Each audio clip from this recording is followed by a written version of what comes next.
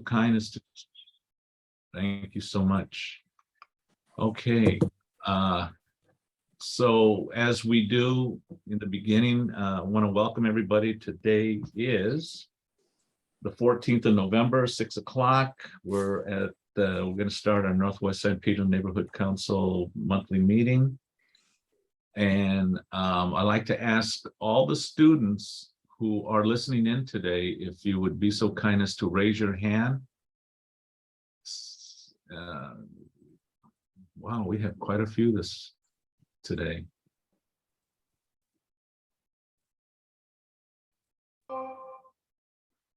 So who's going to take the list? I got it. I think Melanie usually does that. Melanie? I have it. I'm the one that submits for the teacher, so. Okay, cool, good, thank you. Okay, If so Hey, Melanie, if you took a screenshot, you might want to take another. I saw a few others pop in. Yeah, I just am doing that because I saw more pop up. And if a few more go, you may have to scroll down and take a new one, depending on how high your screen goes. Yep, I see, I got it. just for my information, I see a Delshawn Stevenson. Could that possibly be the pastor? No, the pastor's there underneath his name. You do see it? Okay, Yeah. He's here. Okay, got it. Great, thank you. Melanie, did you get all the students? Yes, I got all of them. Everybody can put their hands down now. Oh, there, I thought I saw a couple of new ones, actually. Oh, Nope. You may want to do it one more time. Well, tell you I what. got 15 hands and there's a 15 hands up and I counted them on my screenshots, so. So we'll We're go good. ahead. I'm gonna go off camera for a minute and go mute. I got.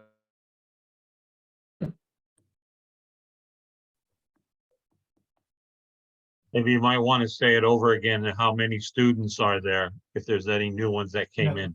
Yeah, because there's, students, go ahead and raise your hands again while we're waiting for Ray.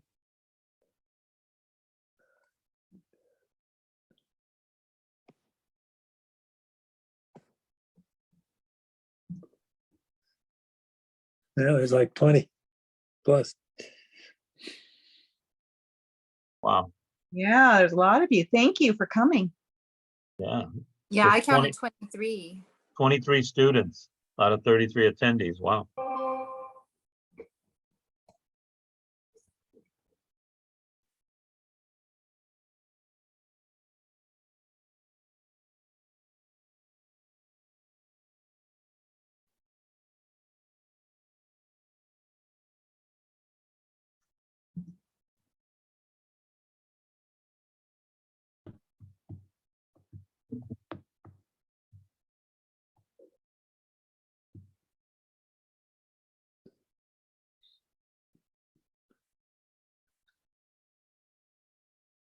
Wait, I think Kelly is one of the students. Oh, She yeah. just texted me, you need to bring her over. Yeah, she's raised her hand with the students. Oh, there she is.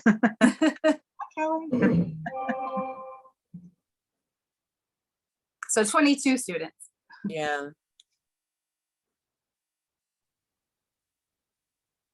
Hey, Vic, could you see if, can you check to see if Gary's here? That's who I was talking to. I don't see him.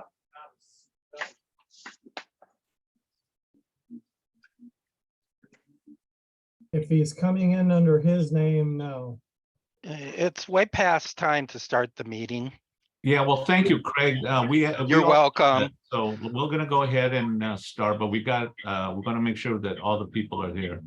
So thank you for your, The meeting starts at 6 o'clock. yeah, we know that. You're playing games now, so. The meeting starts when the chair calls it to order, that you're not the chair, so. Yes, if you saw Oh, if you okay. saw our Okay, so we're gonna. thing, the go meeting ahead is supposed to and start at 6 o'clock. Vic, if you could, That's a good one. if you could just. Point of order, Do we have all the? point do of we have all order. You names? can't call point of order in a meeting that hasn't started yet, Craig. Yeah, then I can just speak, then you shouldn't be muting me. It's supposed to be, as you would know, you can't mute, not supposed to mute board members. So stop it.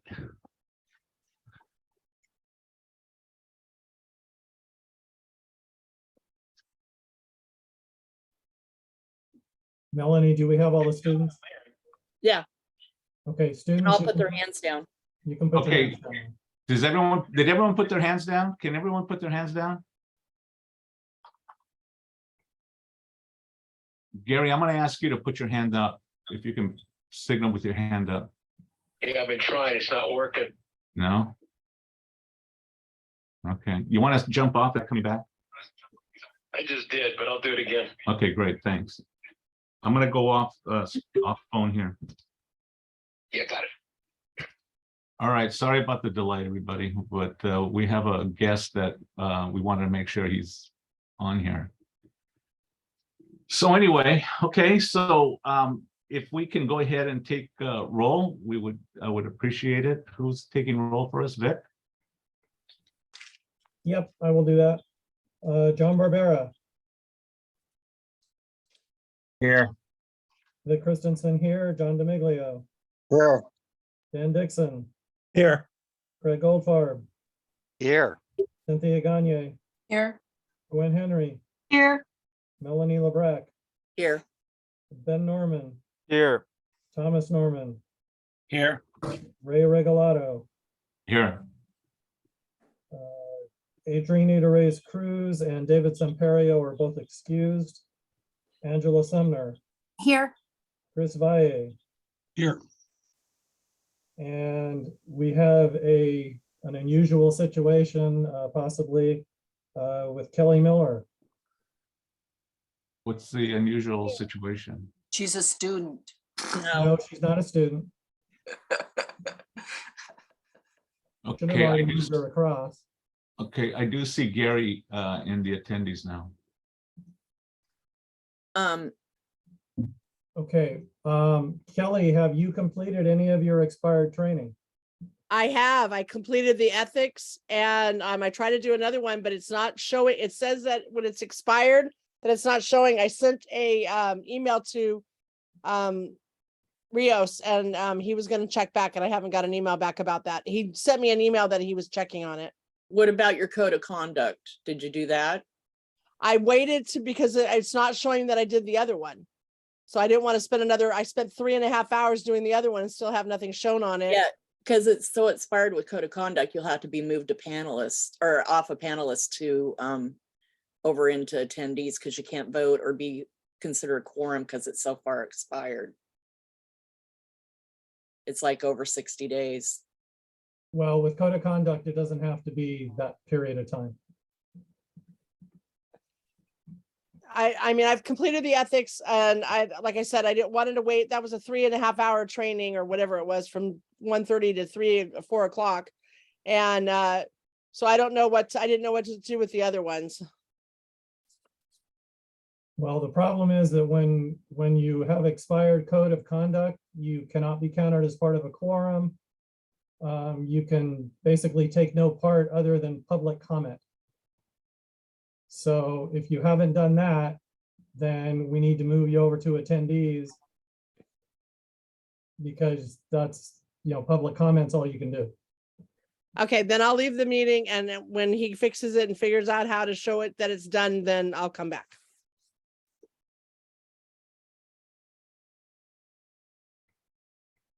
I mean, I don't know what else to do. You can stay as an attendee, Kelly. What's the point in that? It's all up to you, however you want to do it. Well, I wish it was simple. I had tried to do it before. I sent and got all the information to do it and it didn't go through that time. Then I tried it again. And then finally today I was able to do it and it still showed it that it wasn't going through. So I don't know what else to do. It does that. Yeah, but that's hours and hours and hours of my time. Okay, well, if you've done it, then it will reflect.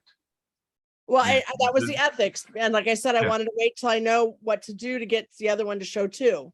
Yeah, Okay, the key right now is whether you've done the code of conduct. That's the one that makes the difference, whether you can take any actions on the board. I thought it was the ethics one. According to the email I got, it was the ethics one.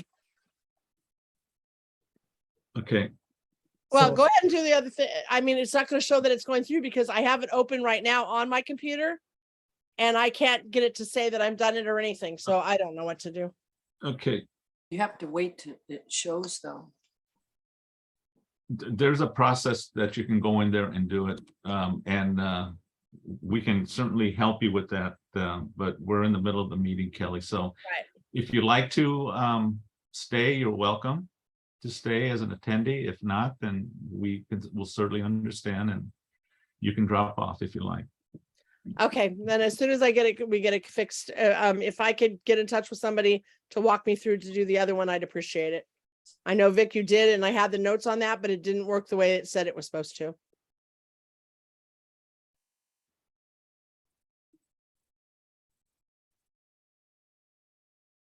Oh, would you like me to move you to attendees, or are you going to drop off? I'm gonna drop off. Thank you. Okay, Who Josiah's had his Vargas, he's had his hand up, he didn't lower it. Josiah?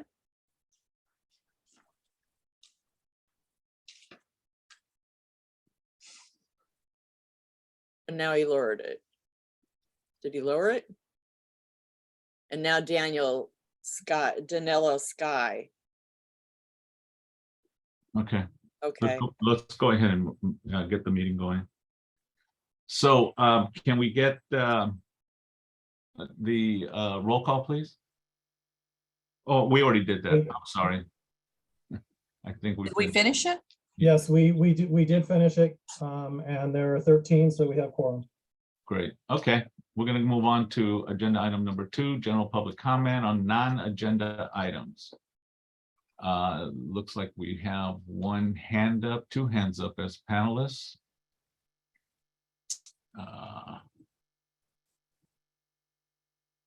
And I see Gwen, I see your hand up first. Oh, I see another one with, I see a few more. So Gwen, go ahead, you'll start, then with Chris, then with Craig, and then we'll go to John DeMeglio. Okay, thank you all. I have 2 different events to announce. One of them is over at Peck Park Community Center. It's the Friends of the Canyon. Essentially, since that event occurred, that fairly negative event where there's been some fires and then there was a shooting, there's a revival of people who would very much like to help to revitalize the canyon. So there is a meeting tomorrow from 6 to 8 p.m. And that will be the committee meeting. And then there will be a nature walk on Wednesday at 9 a.m. to take a tour of the area to see some of the improvements that might be able to be made within the park, especially in the natural canyon areas. And second, I hope to see all of you there, or if you can attend. The second one is at Dean Dana Friendship Park and Nature Center. This is going to happen December 11th from 9 a.m. to 2 p.m. and that's a Saturday. And if you don't know Dean Dana Friendship Park, it's over on Western and 9th. You go up the hill. It's a beautiful park. It's right there by Ken Bogdanovich Park. So it'll be the holiday potty, paw like the dog, craft fair. There will be Santa Paws. Whether you have a dog or not, please come and you can have your picture taken with Santa. But there's going to be an ugly sweater contest for you and your critter. And there's also the South Coast Botanical Garden will be providing vegetation. What happens is annually is that families can come and create their own wreath in a DIY setting, and it's pretty great. Anyway, reservation is required, registration is required, so do call the Nature Center the staff over there. They're open from Tuesday through Sunday, 8 a.m. to 5 p.m. Notice it's not Monday, and it's not on Monday. And the phone number is 310-519-6115. There's also going to be vendors there and lots of gifts and other creative stuff. So I hope to see you there as well. Or the staff does. Thank you. Chris, you're up next. Thank you. Yeah, I just wanted to mention in terms of Kelly's situation, I tried to go onto Cornerstone and completed my code of conduct. I tried to, I think it's the funding training or whatever I was told was expired, but I couldn't, the system doesn't work. This is the 21st century. We're actually using the internet and a series of interconnected servers right now. So it's not impossible, but there's an ongoing and, pretty fundamental hurdle to just doing your basic educational and continuing education hours.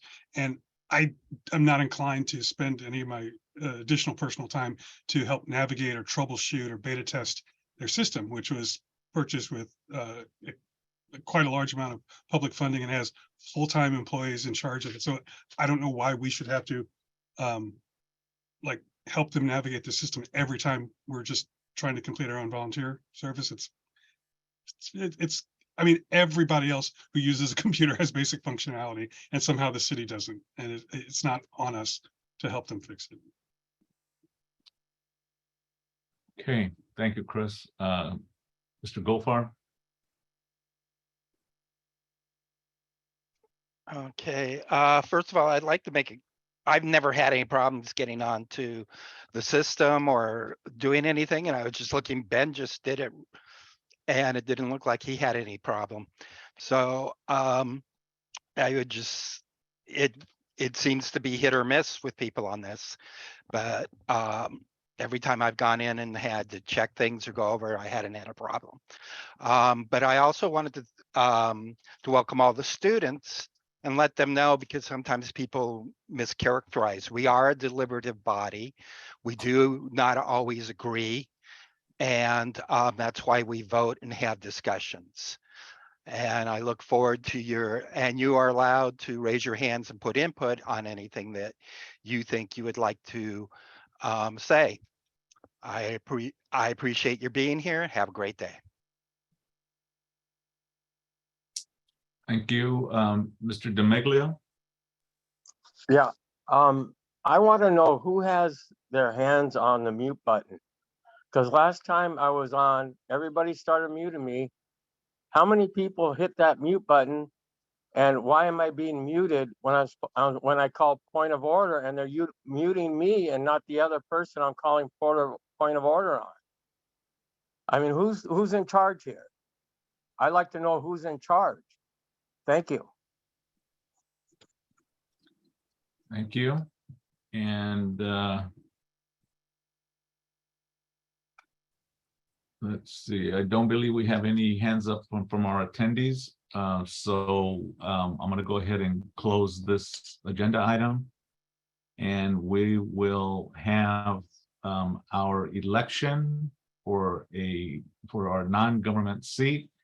We're happy to say that we have a very capable and great individual who's applied, and that's Pastor Adam D. Stevenson.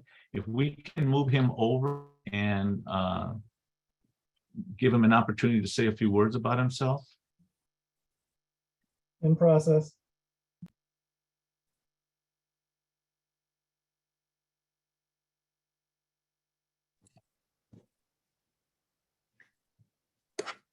All right. Are you all able to hear me? Yes. All right. Good evening. Good to be on tonight. And to Ray, thank you for the call the other day, just to check in. Just a brief summary and introduction of myself. I'm Pastor Stevenson. Everyone calls me Pastor Adam. And I pastor Warren Chapel CME Church. It's there on 1039 West Elberon. And so if you know where Raina Park is, and down the street from Bandini, where the little church that is located right there. The church has been in that neighborhood since 1974. I grew up in that church, went away from some time, and I have pastored there since August of 2014. Also a United States Navy veteran. And then outside of, I'm what they call bivocational. And so I pastor, but I also work as a chief of staff for our presiding prelate, who is our bishop, who runs the 9th Episcopal district. And so that's just a bit of what I do in terms of my career. Lifelong, born and raised in San Pedro. And so have a lot of relationships there. Lately, I have been trying to expand myself in terms of, while I'm involved in the community, in terms of being a pastor, trying to, with some things that have happened in our neighborhood and around our neighborhood, and due to some conversations, I was pleased when the offer was made to me, just to get a chance to see what's going on, a little more depth, what goes on in our community, and to get to know all of you and what it is that you do and how you impact the community, and hoping that we can all work together, and I can learn from you and help to have, greater impact. Pastor Adam, thank you. And Pastor, I think they would probably, the people would be probably interested in where you're at right now and what you're doing. I mean, to be here with us today. Oh, right. Yeah, I am. I'm traveling. So I just landed about an hour ago. And I am in Baltimore right now, and I will be here for a conference until Thursday. And then first thing Friday morning, about 6 a.m., I fly over and go over to Seattle. So jet lag, right? Go from the East Coast back over to the West Coast, spend some days in Seattle with another conference. Because again, I work as a chief of staff for a bishop. So for my bishop, and so when there's some traveling and some meetings that we are doing right now. And then I'll be back home late Saturday night, only to stand up Sunday morning and have to preach and try to ignore all the jet lag. So, but traveling and doing some extra ministry training and some other business training that we have to do for the church. Yeah, I just want to compliment you for staying up with us. I'm sure you're tired with all the traveling. Thank you for being here with us today. Oh, yeah. I would like to, if since we have vetted the Pastor Adam in our elections and bylaws meeting, and he has been elevated to this next process. I believe we need to get a motion to I move. Second. So, okay, I saw Melanie is moving, and who seconded? I'm sorry. Thomas. Dr. Norman. Okay, great, thank you. Now we'll open up for any questions that any of the board members may have, or any comments under discussion.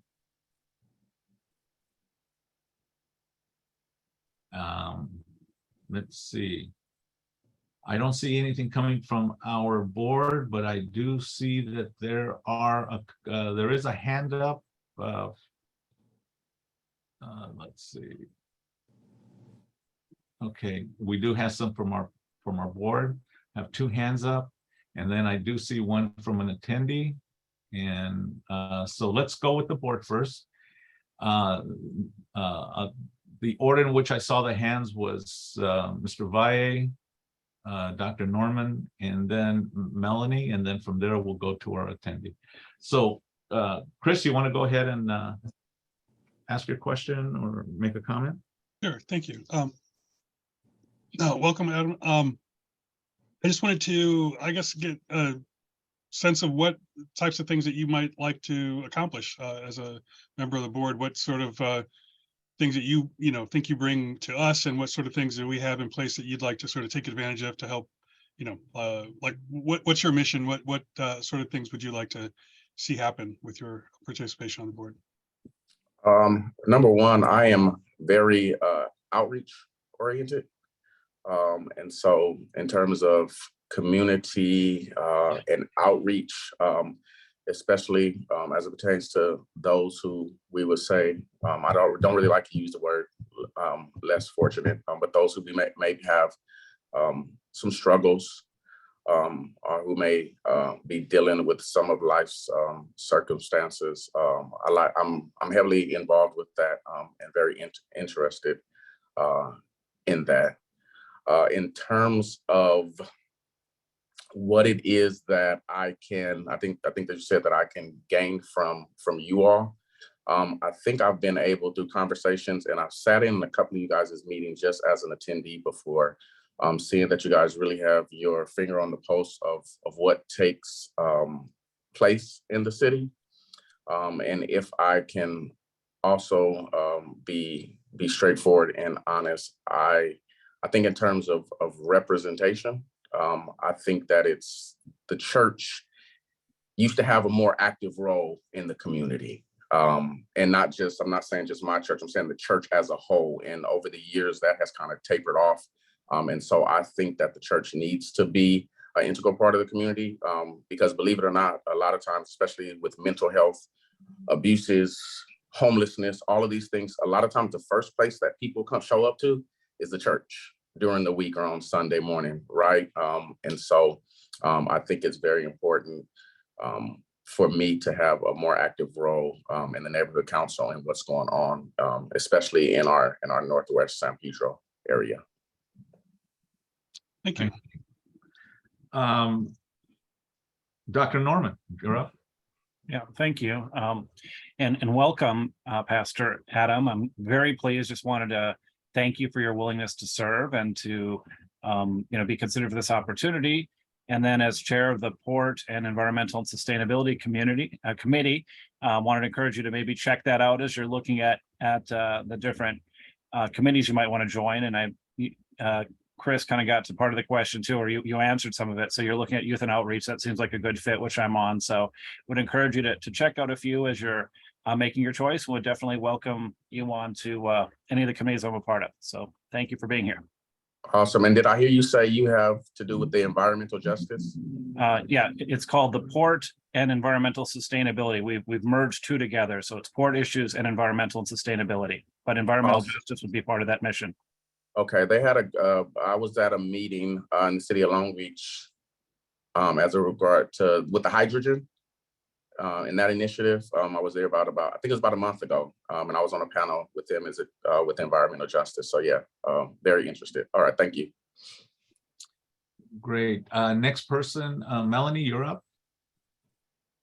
Hi, Pastor Adam. Just wanted to say thank you for joining. What brought you to Northwest as far as to want to join us? Also, I run the Public Safety Committee as well as Budget and Finance. And so I invite you to come to our meetings and see if that's something you'd be interested in joining. Okay. Public safety covers a lot of stuff, and sometimes it's some of the homelessness stuff, and it kind of lingers over into some of the other committees too. So I welcome you to come to the meetings. But as far as what drew you to Northwest for our... Okay. Thank you. We held a community forum for the two candidates that ran for the 15th district. When was that? Was that in the beginning of October? And I cannot remember the young lady, the lady's name that I met, but she actually approached me and let me know that there was an opportunity. And so for me to kind of look into it. And so I had a few conversations with some individuals I know within the city, and then some people that I know who are on a couple of the other neighborhood councils. And so after those conversations and some urging, I decided to do it because at first I was going to recommend maybe someone else from the church because I didn't think that I could probably find the commitment and the time. But once I thought a little deeper, I thought that it's worth finding the time and making at least an effort. And I really, though I think I believe that I have things to offer and to add, I'm really in a space right now where I'm seeking to learn, right? To learn and to gain that knowledge from you all, that I could have greater impact. Thank you. Welcome. Thank you. Let's see, Gwen, you're up. Hi, Pastor Adam. Yeah, thank you. Thank you for submitting the application and being here. So Thomas, of course, is the chair of the Port and Sustainability Committee, and I was the chair of sustainability prior to the merging. And as Melanie had said, public safety and the Sustainability Committee have worked in the past on some exciting events, and there are a lot of really great opportunities for outreach through a lot of different committees. So I hope that you do consider everyone. And what are you? The only question I have is, are you considering helping to draw others to Northwest, to the committees? We always appreciate the involvement and the power and the energy of our neighborhood council comes through the people who participate in our committees, youth, everyone, and we want to hear everybody's voice. Yes, Gwen, and thank you. I do plan, right? As I said, the more I learn, and I think that my involvement, sometimes I don't think I realized how much impact that I have on people in neighborhoods especially that I represent or that I work with, and so a lot of it, probably the lack of participation, comes from a place of ignorance, or maybe just not knowing it's there, because that was my issue too, not knowing, right? And so I think the more information I get and the more that I'm able to share, I do believe that we have a great opportunity to have more, to expand and have more involvement, especially from those that I would say, again, that I have impact on the community. Okay, great, thank you. We do have one comment from an attendee, and Pastor Adam, you may know this individual. Tim McCosker, you're up. Hey, Pastor Tim McCosker, board members. Tim McCosker, it's great to listen in. I'm really delighted. I am a neighbor of Warren Chapel. I live right around the corner on Albro, and my dad grew up on Leland Street, just about a block and a half away. So my grandparents were there, and I remember in 1974 when the sanctuary became Warren Chapel, because I played in that park every weekend for 25 years. Seems like for 20 years with my siblings. Anyway, I am delighted. I was a member of that forum, and I remember that night, and it was really, really great to get to know the pastor over the last couple of years. Connie and I have enjoyed services at Warren Chapel, because it's a short walk for us. And the pastor and I have he's talked about getting the church and himself more involved in the community. And this is just an excellent way of doing it. So I see benefits for everybody here, and I don't think I need to sell you on this, but I am really delighted by this development. Thank you. Good to see you tonight, Tim, as well. Good to see you, Adam.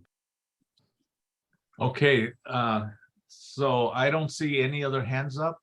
So I'd like to call for the vote. Vic, would you be so kind? Okay, and before I do, in case Kelly comes back in the middle of this, she did complete her code of conduct. She sent me the proof, so if she does come back, she can vote on non-funding matters. For this, the board seat, John Barbera. Yes. Vic Christensen, yes. John DeMiglio. Yes. Dan Dixon. Yes. Craig Goldfarb. Yes. Cynthia Gagne.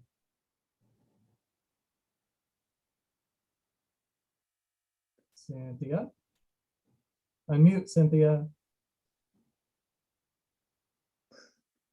Okay, I'll come back. Melanie LeBrecq, Yes. Gwen Henry, Yes.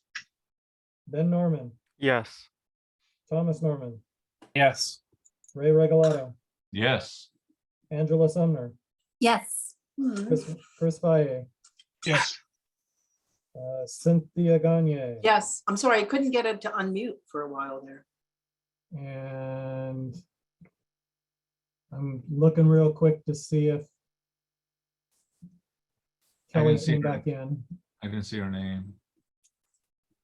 Okay, I told her if she wanted to come back in, she could do everything non-funding. Great, thank you. Okay, then that is it for now. That would be, we got 13 ayes and that's it. So it's unanimous of who we have here. Great, terrific. Pastor Adam, thank you so much for considering joining us, and congratulations for the vote. You're in, so All right. you got a lot of people who are asking for your consideration getting on their committees, but just take the opportunity to get to see and get to know what these committees do, and I'm sure you'll make the right decision. Thank you so much. Now, so what we need to do is that we're going to have the swearing in ceremony here, Pastor Adam, and I'd like to call upon Octaviano. Octaviano is the representative for the Department of Neighborhood Empowerment, and he will be swearing you in. So if we can get Octaviano over to do the honors. It'll take a minute to bring them up. It's a pretty long oath, Ray, if jet lag is an issue. Perhaps he can simply respond to each statement. Well, last time Octaviano had a newer version, which wasn't so long. So we'll see which one we got. Good. Look, folks, I apologize for my background here, but I'm going to try my best to poke my head in here and you can all see me. Can you hear me, Mr. Chair? Yes, we can. And we can also see you sort of. Sort of. Okay. I'm going to try here. I'm going to shine this thing on my face and it's going to glare me. But Pastor Adams, congratulations once again. But if I can have you raise your hand so we can officially onboard you to the board. Okay. If I can see you there. Oh, there you are. My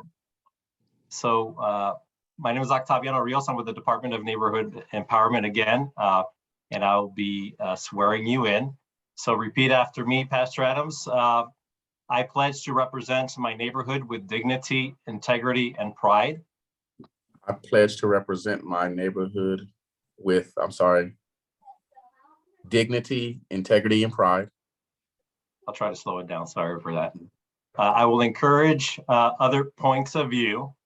I will encourage other points of view. Even when they differ from my own. Even when they differ from my own. I will respect. I will respect. Value. Value. And consider everyone's opinion. And consider everyone's opinion. I will find the good in my neighborhood. I will find the good in my neighborhood. And praise it and promote it. And praise it and promote it.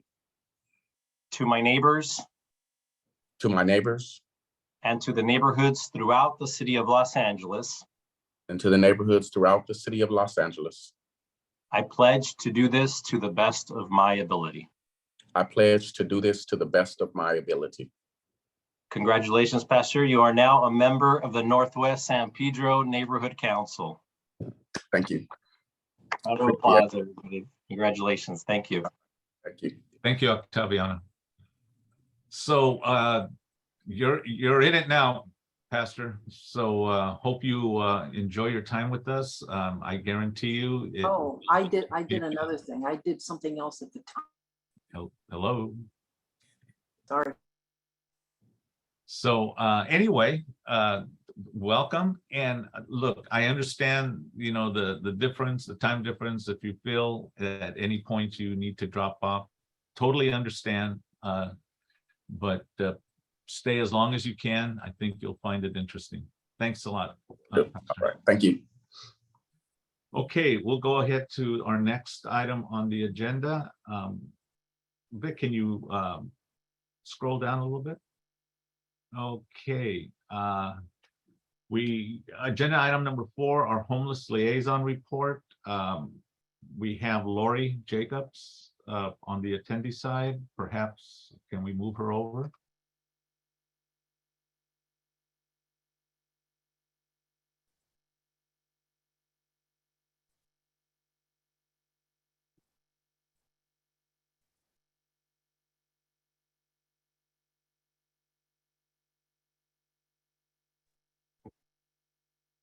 Hi there. Good evening, board, and good evening, stakeholders. Welcome to the students, and congratulations to Pastor Adam. And okay, you put the report up. Thank you very much. First of all, I just want to say that having worked on the board for 9 years, the experience I got on learning about homelessness led me to be able to do the work that I'm doing.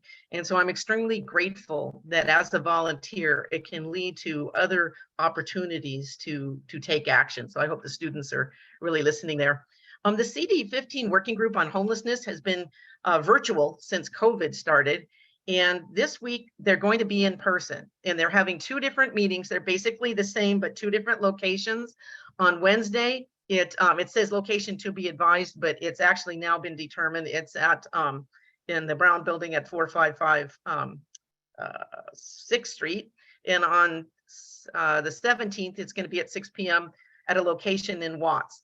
If you're interested in attending, there's an email on this report to Joelle, and she can send you the invitation. It's open to everybody. And basically what they want to do in person is talk about our strategies. Having had the working group meeting functioning for over 3 years, we want to talk about what are our next steps. You know, do we want to be more of an action group? We do share information, share resources. And so this will be a great opportunity if you'd like to do more about what all the neighborhood councils and service providers and outreach workers would like to see do for the future in addressing the root causes of homelessness. Again, how you can help if you see somebody in need, go to the LA HOP portal and the information's there. You can scroll, whoever's scrolling, I don't know if it's Melanie. Okay. So last week they had sort of a ribbon cutting for, stop right there, for Beacon Landing, which is a modular permanent supported housing development. It's across the street from where a bridge home is on Beacon Street. It's kind of an interesting development. These are prefabbed units. If you want to drive by there, I drove by today and you could see them literally with a crane dropping the units in place. There's going to be, I think it was 69 units, but all the details about this is here. It's supposed to open in 2023. It's completely subsidized housing. Still would like to eventually see the unit cost come down, because even though these are prefab, the cost is still around $500,000. But this is a great opportunity. So people in the interim shelter at a bridge home can graduate to this property right here. If you look on our planning and land use on the website, you can see more housing projects that are in place, some of them with low income housing, affordable housing, and subsidized housing. The augmented winter shelter program. So every year during our inclement weather, although it seems like any season we can have inclement weather these days, but when the weather is bad, they have specific locations to get people a bed to if the weather, you know, it's raining, it's cold. And so there's information here. We really don't have as many locations as we would have liked. And if for an emergency, you can call the 211 number to get connected. If there's not a winter shelter bed open, they will actually give you a voucher for a motel during that inclement weather.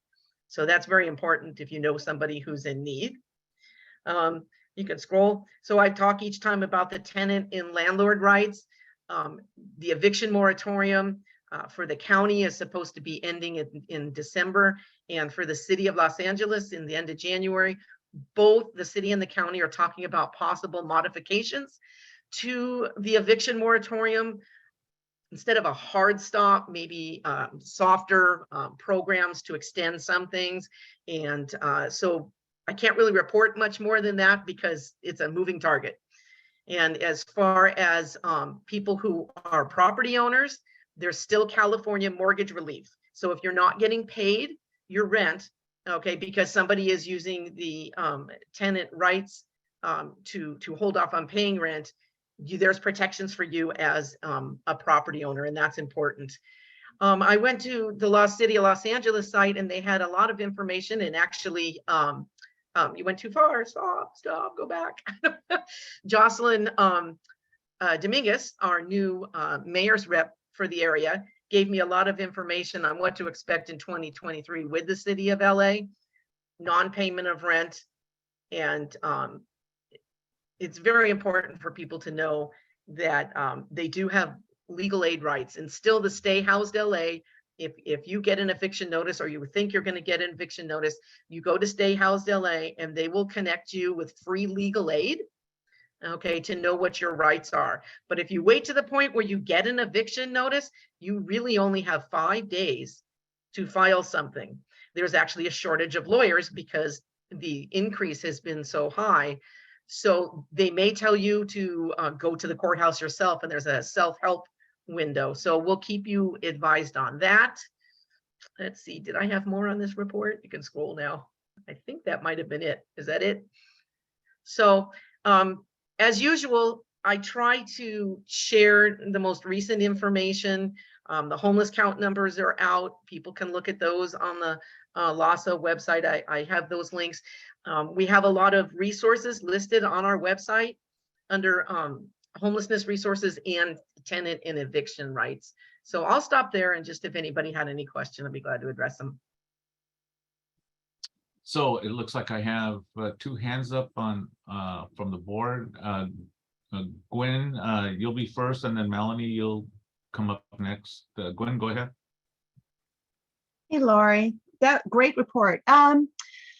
So for the benefit of attendees, I'm wondering if next discussion, you might have specific information. Students, when they go to college, sometimes struggle with finances. And if there's any information for City College and college students who need any kind of help, whether it's for housing or food or any other services, that would be great. Thank you. Okay. So the Beacon Street housing, it's over by where the Bridge Home is? Yes, it's a block south. It's right there on Beacon Street. Yes. And then to piggyback on your report a little bit, Lori and I had a conversation, and something to add to this is that about seniors. Make sure you go check on your seniors that are neighbors, and if you see contracts kind of hanging out there and knocking on doors and stuff, kind of make them aware that there's a lot of solicitation for people to kind of impose on senior citizens, and found out that there's a lot of rules out there. And Lori, she's going to do something for our newsletter too, but it like things that if you're over 62 and they sign something, they can get out of it in 5 days. A lot of people are taking advantage of. My mom just had this happen. So it's really important to really look after our senior citizens in the community and see, make sure that your neighbors are okay and they aren't being taken advantage of. So thanks, Melanie. There's a program called Senior Scam Stoppers, and there are several resources for this. And I am putting an article in the newsletter where people can go. There are state organizations, a board that looks at this and gives people information, older adults, what to watch out for with construction, with identity theft, fraud. And so the next newsletter, we're hoping will go to print in about a week. It will have a lot of the information that's in this report here, but specifically based on your request. And I work with a senior services working group, And so this is a huge issue because people are very vulnerable. And so thank you, Melanie, for bringing that up.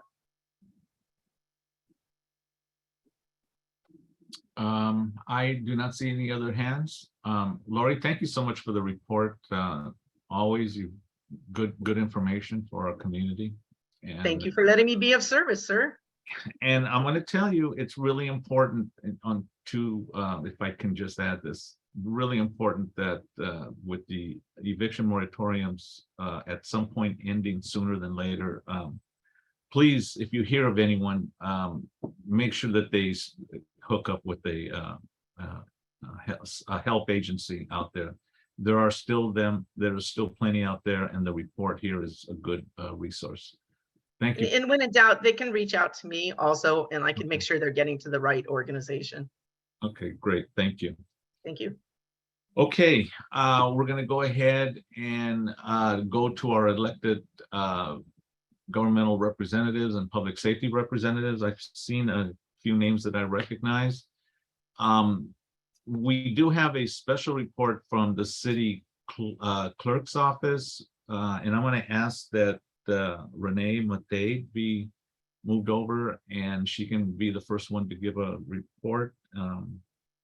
And then I'll give some of our other representatives an opportunity to say something if they would like. I see Officer Morales from Port Police, and Jocelyn, if you'd like to say a word or two, we'd love to have it. And Octaviano, if you have anything else, you'll come up also.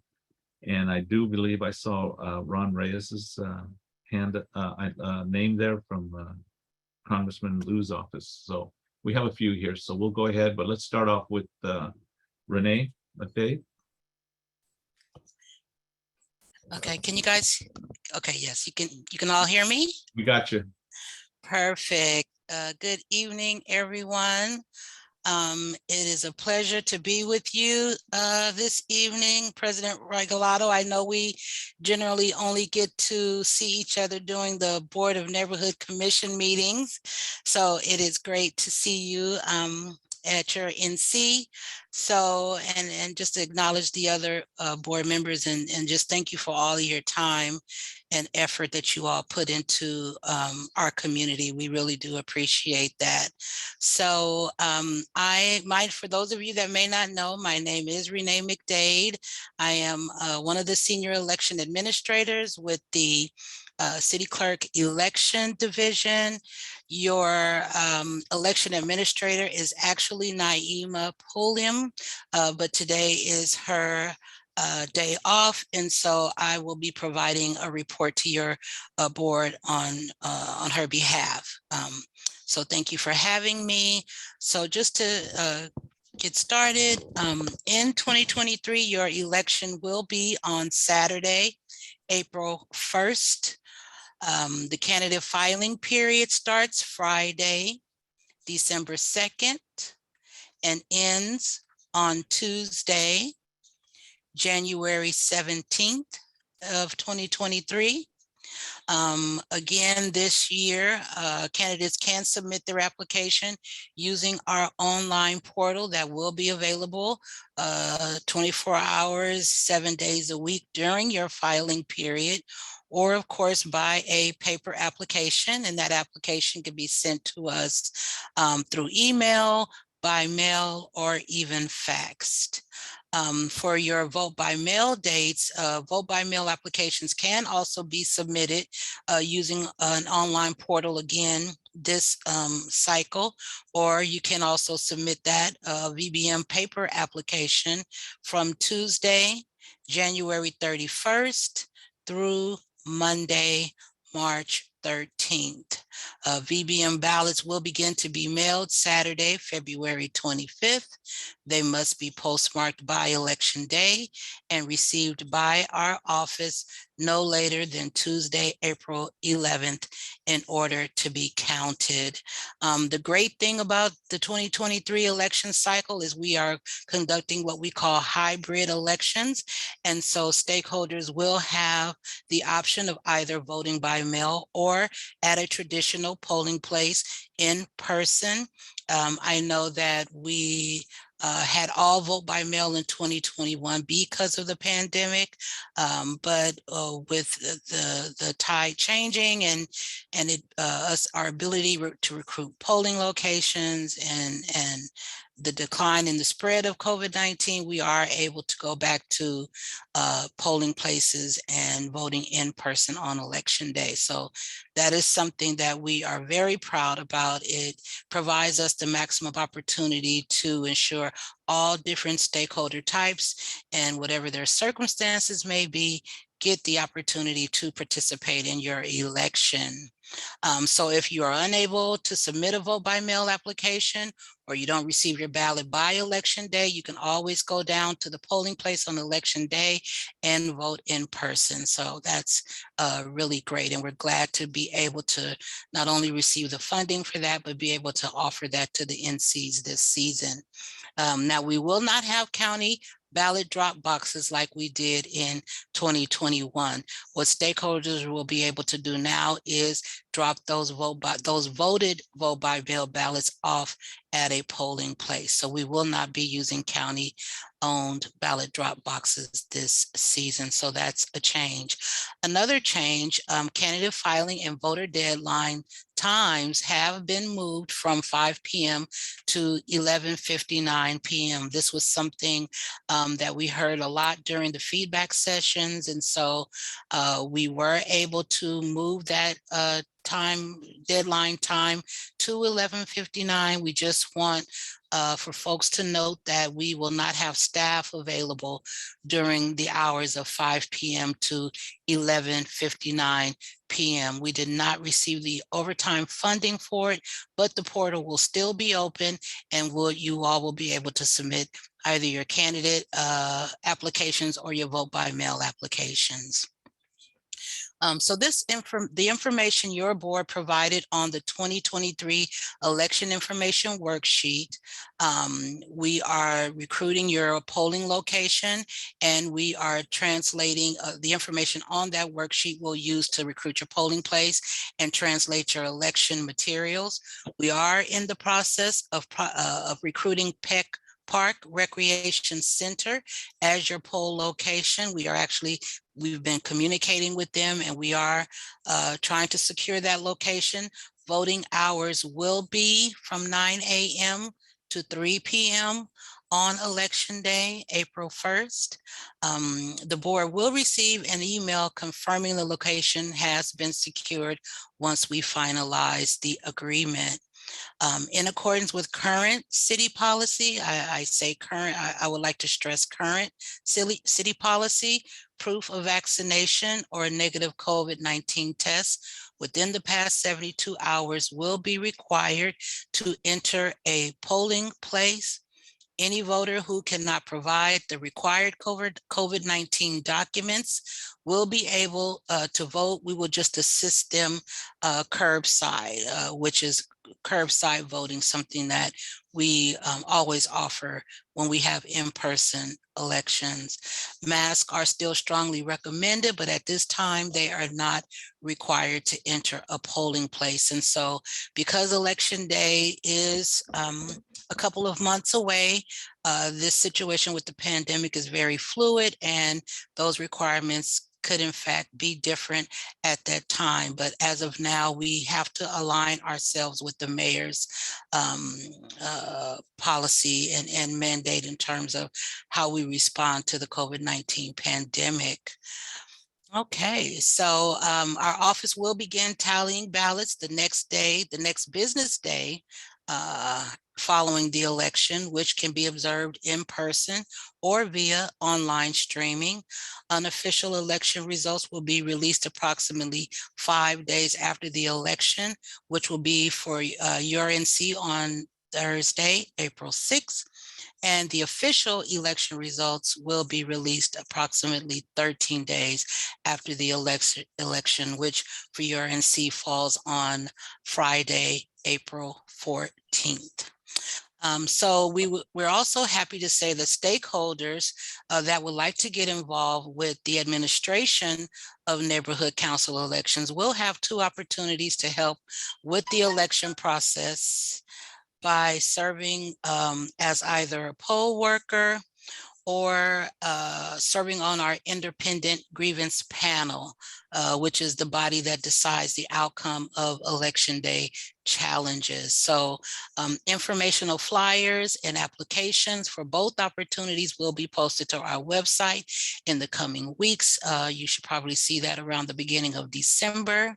And you can also visit our redesigned, more mobile and digital friendly website at clerk.lacity.org/NC elections with an S on the end.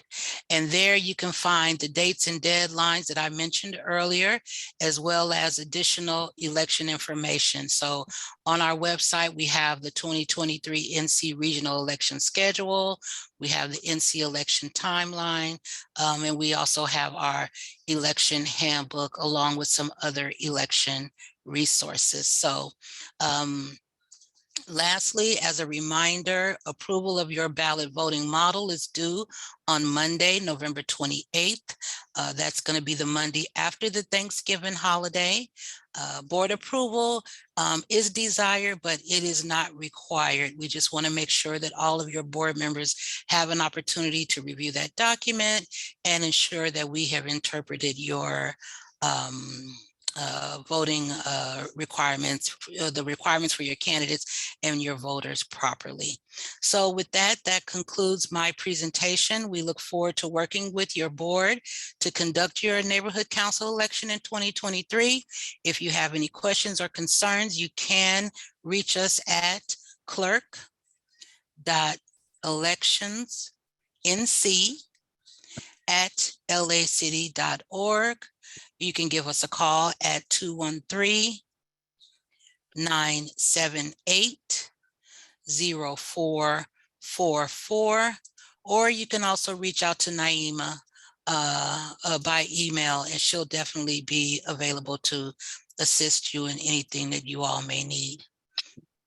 And I'm available for any questions that you may have. Okay, thank you, Renee. Great information.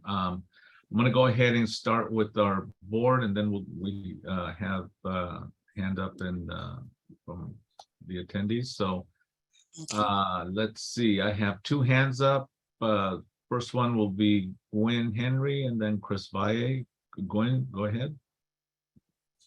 Thank you, Renee.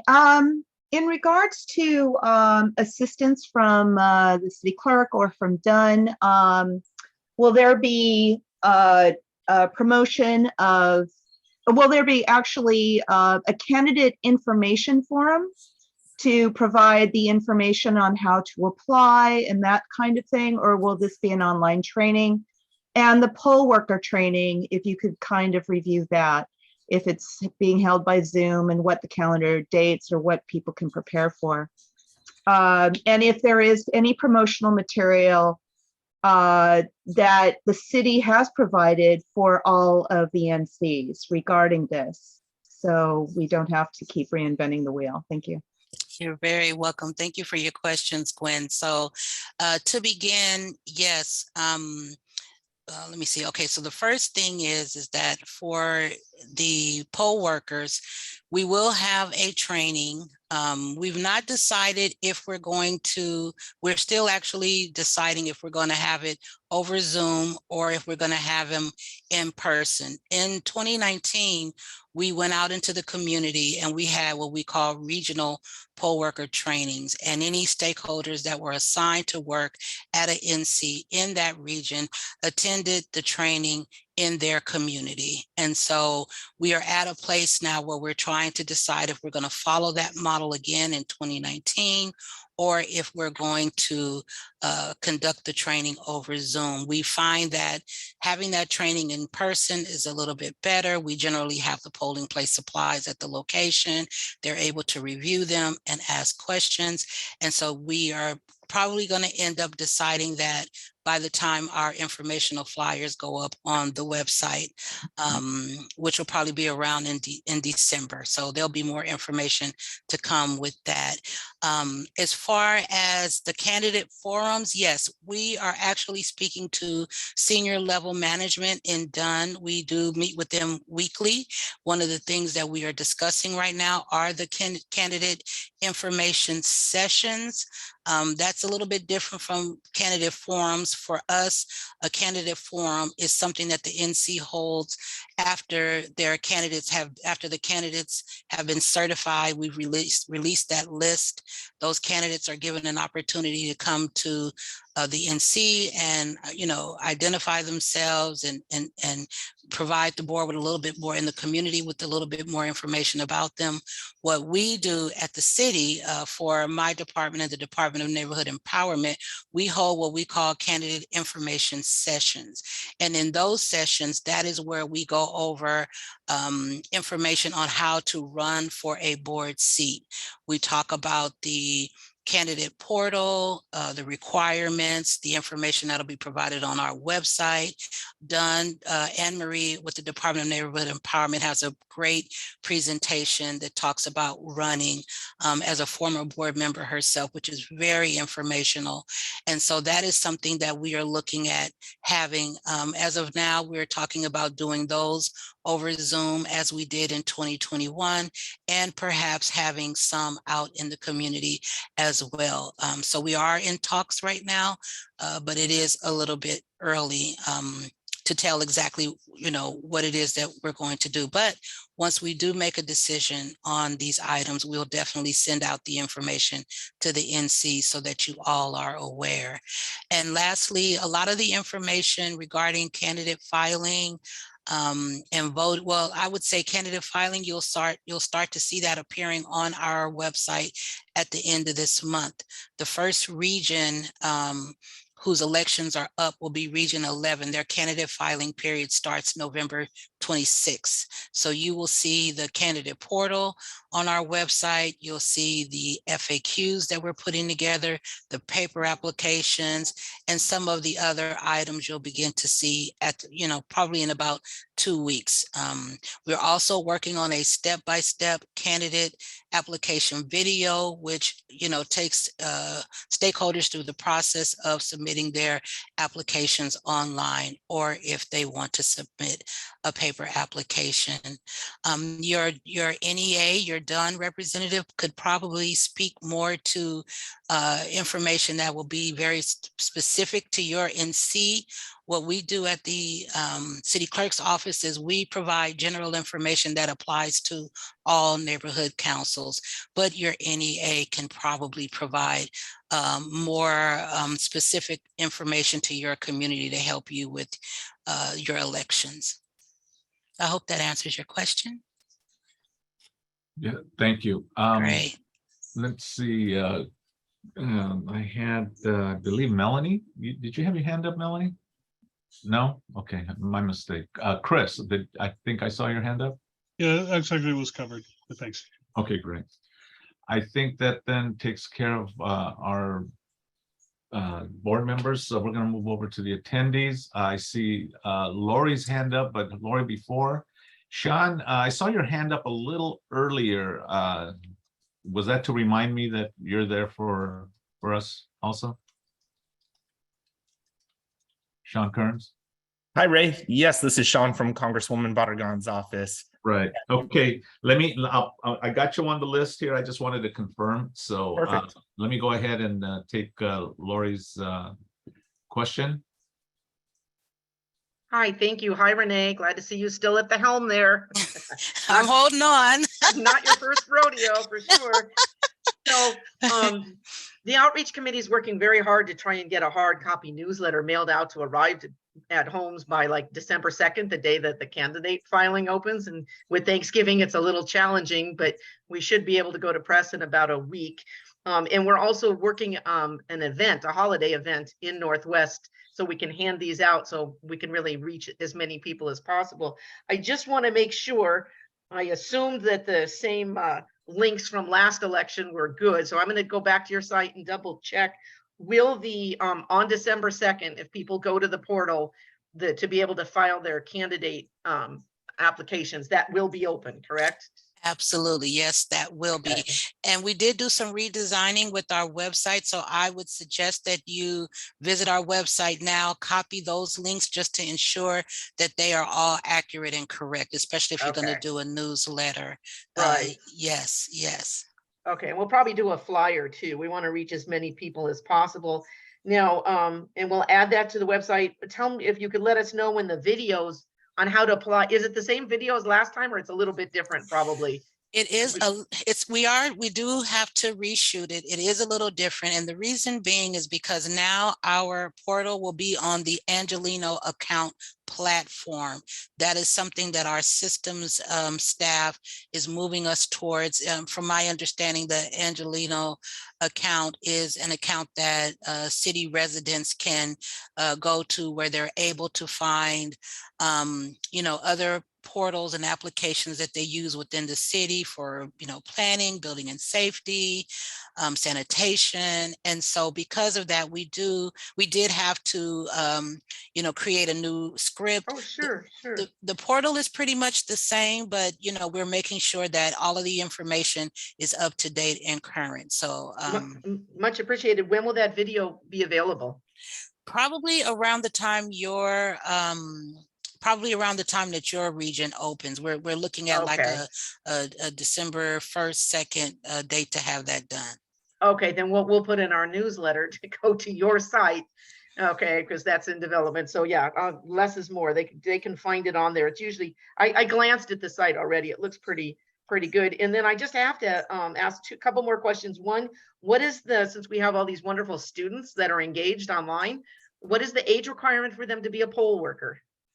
You do have to be 18 years of age or older to be a poll worker. Yes, you do. But they're able, if they live in an area or in an NC that have a youth seat, they can be as young as 14 to 17. So if there's not a youth seat in your neighborhood council, maybe they can tell their friends and they can find an NC, or maybe they live in an area where they can actually run and be elected to a seat or appointed.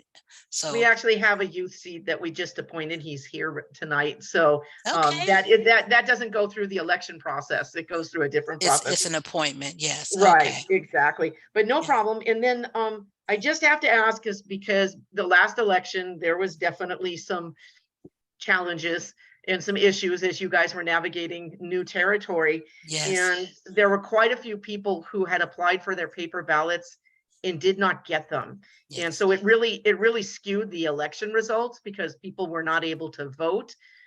So this time they have an option, of course, of going in person, but if they're not going to be available that day, they want to do it. So can if they can't just vote online, they have to either request the ballot and mail it in or show up in person? Yes, that is correct. So they can either send in a paper application or they can go directly. The quickest way to get their ballot is to go and fill it out, submit an application through the portal. That is the quickest way.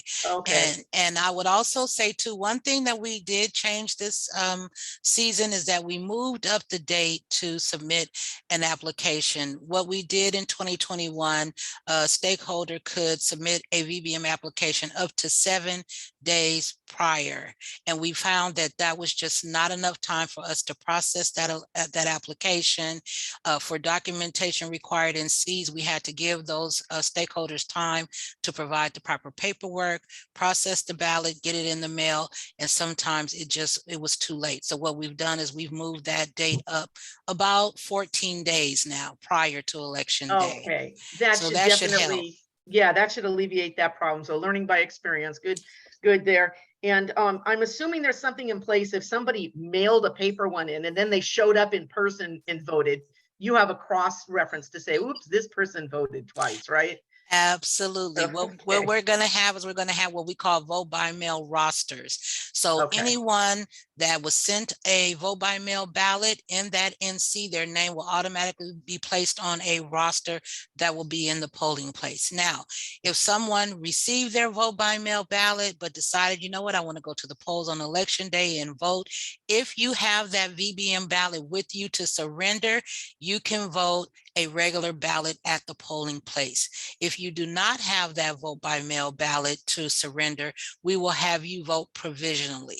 That will go into a provisional envelope. We will take that ballot back to our office. We will check to see if your vote by mail ballot was returned. If it was, that ballot will be the ballot that will be counted. If we verify that we did not receive it, your provisional ballot will be counted. Okay, very informative. And just to let you know, we're going to have a second newsletter once all the candidates are confirmed so that we can put a letter out to everybody, all the stakeholders to meet the candidates. So thank you very much, Renee. Look forward to working with you again. You as well. It's always great talking to you, Lori. Okay, it looks like we have a couple, another hand up, a couple of hands from our panelist side, but I think one of those is Octaviano. So Octaviano, there was a reference made to you earlier. Melanie, I see your hand up, so you'll be next. Hang on. Did you want to add to what Renee had mentioned by any chance? I did, Mr. Chair. Thank you. Octaviano with the Department of Neighborhood Empowerment. Just in terms of the last question with Lori, and thank you, Lori, for always being engaged, even though you're not on the board any longer, for helping promote the neighborhood council and also with the elections.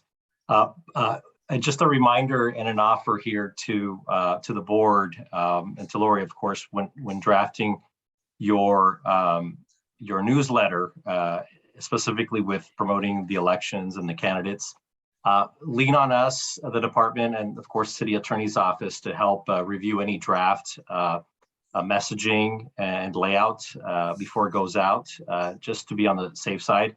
And especially in light with the digital communications policy that just came out and was activated this last month. Just a quick reminder on that, and we'll remind you again, but lean on us to help support with that messaging. Thank you. Melanie, you're up. Yeah, question. So when is the time where people, so they can't be going and campaigning until they've been certified and the election begins, right? What date would that be when you can start campaigning? Okay, so let me see, hold on, let me look it up real quick. So we released the certified list of candidates 60 days prior to the election. So for Region 12, that is going to be Tuesday, January 31st. So that will be the day that we will release the official list of certified candidates. We will send the contact information for those certified candidates to I believe it's the election chair. And then you'll have the information that you need to invite those folks to your candidate forum. So it would be wise not to campaign until our office has certified you, which means that you are guaranteed to appear on the ballot. So that would be our recommendation for stakeholders. Okay. Alrighty, thank you. You're welcome. Renee, thank you as always. Lots of good information. Thank you so much for showing up. Nice to see you today, and I guess I'll see you next week. Well, I will be in Arizona visiting my mother, so you will see Michael in my place. Okay, we'll see Michael then. But it's always a pleasure. Thank you, everyone. Have a good evening. Good night. Good night.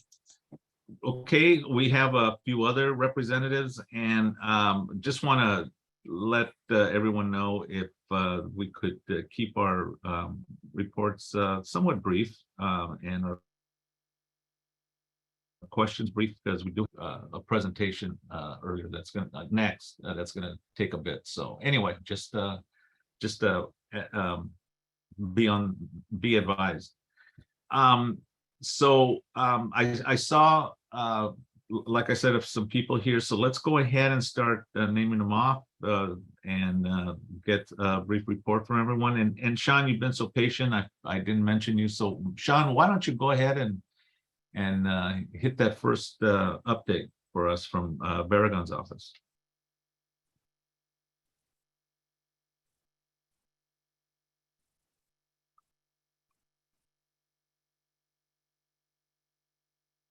Good evening, Neighborhood Council.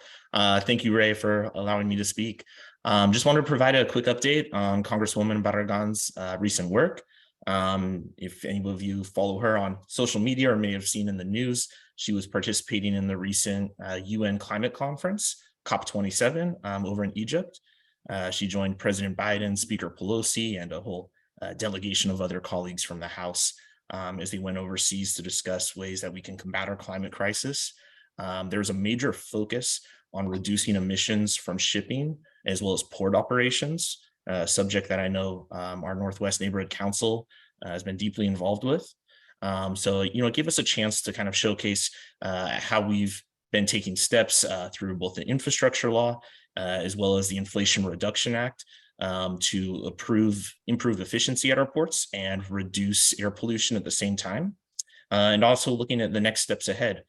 Such as the Clean Shipping Act that was introduced by our neighbor, Representative Lowenthal, co-sponsored by Congresswoman Barragan, and looks to set goals of reducing emissions every 5 years within the ocean shipping sector, with a full phase out to zero emissions within the sector by 2040. Also, since we have last met, the Congresswoman introduced a new bill titled the Empowering and Enforcing Environmental Justice Act. In summary, this bill would create an Office of Environmental Justice within the DOJ with the goals of strengthening efforts to hold polluters accountable. And the reason why is we looked at how our environmental regulators are really short-staffed. This could be the South Coast Air Quality Management District, as well as CARB, and this impacts their efforts to effectively enforce the existing environmental laws. And so this bill seeks to provide millions of dollars to increase those enforcement capacity efforts at for our local environmental regulators, and also enables our community groups and local governments to work with the DOJ in these efforts. So that just got introduced last month. And also we're continuing to see federal dollars from the American Rescue Plan and the infrastructure law coming into our district in recent months. Since August, the DOT has funded 2 massive projects to reduce pollution and increase efficiency at the ports of LA and Long Beach. It was just a couple weeks ago that Long Beach learned that they're set to receive funding to obtain the largest fleet of zero emission, manually operated cargo handling equipment for one of their terminals over there. And so we're really excited to see those investments come in and around our district. Just a couple more to highlight. The EPA recently funded an opportunity to upgrade a network of air monitors throughout the community of Wilmington. We've also seen the Clean School Bus Program, one of the new programs created through the federal infrastructure law, announce their first round of grants, and Compton Unified School District is going to be one of the first recipients. They're going to receive 25 new electric school buses. Also, the city of Long Beach, soon to open an application window for their first-time homebuyer program. And this specific program was supported through federal funding within the American Rescue Plan. It essentially provides a grant of up to, I believe it's $20,000 for a down payment on a home for a first-time buyer. The last 2 updates I want to give really quick. One is that the Social Security Administration announced that they are increasing the cost of living adjustment in January 2023. And what this means for Social Security recipients is that they can expect about on average an increase of $140 in benefits per month. And that'll again start in January 2023. And then lastly, I just wanted to give a kind of like a save the date out there for anyone interested. And that is that Congresswoman Barragan is going to be hosting an end of year legislative briefing. She's actually going to do 2 of them, but one of them will be in San Pedro on Saturday, December 3rd. We should have more details coming out with that shortly, and I'll be sure to send over to the Neighborhood Council once we have that finalized. Great, terrific. Any quick questions for Sean? I see a hand up, Gwen. Hi, Sean. Thank you for the report, especially about the COP conference. I really, many of us have been really eager for that to occur. But the question was, is there any additional funding along with the port? And if you could touch on the hydrogen grants, if that's done. But if there's extra funding regarding the transportation and noise pollution and things like that around the port as well, trucking corridors, are those things kind of being attended to as well at this point? Or is that still something that might occur in the EJ committee? Hi, Gwen. Thank you so much for your questions. So there are some applicable funding opportunities to continue modernizing our ports and of course, labor-friendly practices though. Looking at ways to, really reduce air emissions, reduce noise pollutions and improve quality of life for the closest communities. There was existing funding within the infrastructure law. Specifically, that's called the Port Infrastructure Development Program. And that one, is a little bit more of a broad funding program that just overall supports efforts to modernize and improve our ports. But the other one is within the Inflation Reduction Act, and that's going to include Congresswoman Barragan's Climate Smart Ports Funding Program. And that one is specifically only to bring zero emissions equipment to replace diesel fueled equipment. Again, it has to be fully manually operated equipment though, in order to receive the federal grant funding within that program. When it comes to the truck corridors, there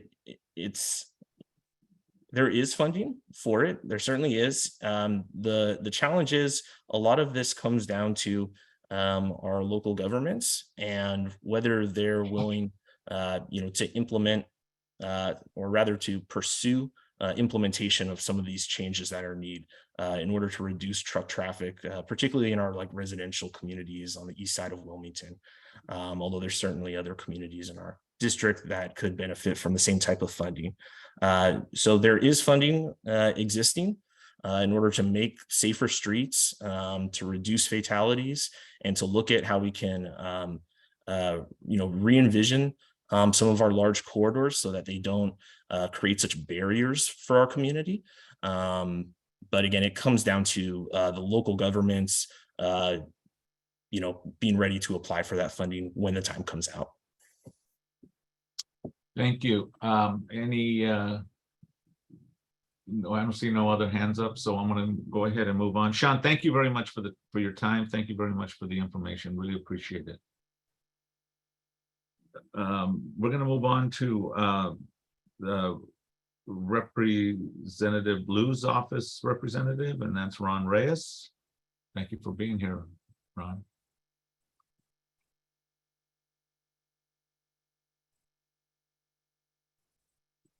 There, can you hear me now? We can hear you. Perfect. Thank you for having me this evening.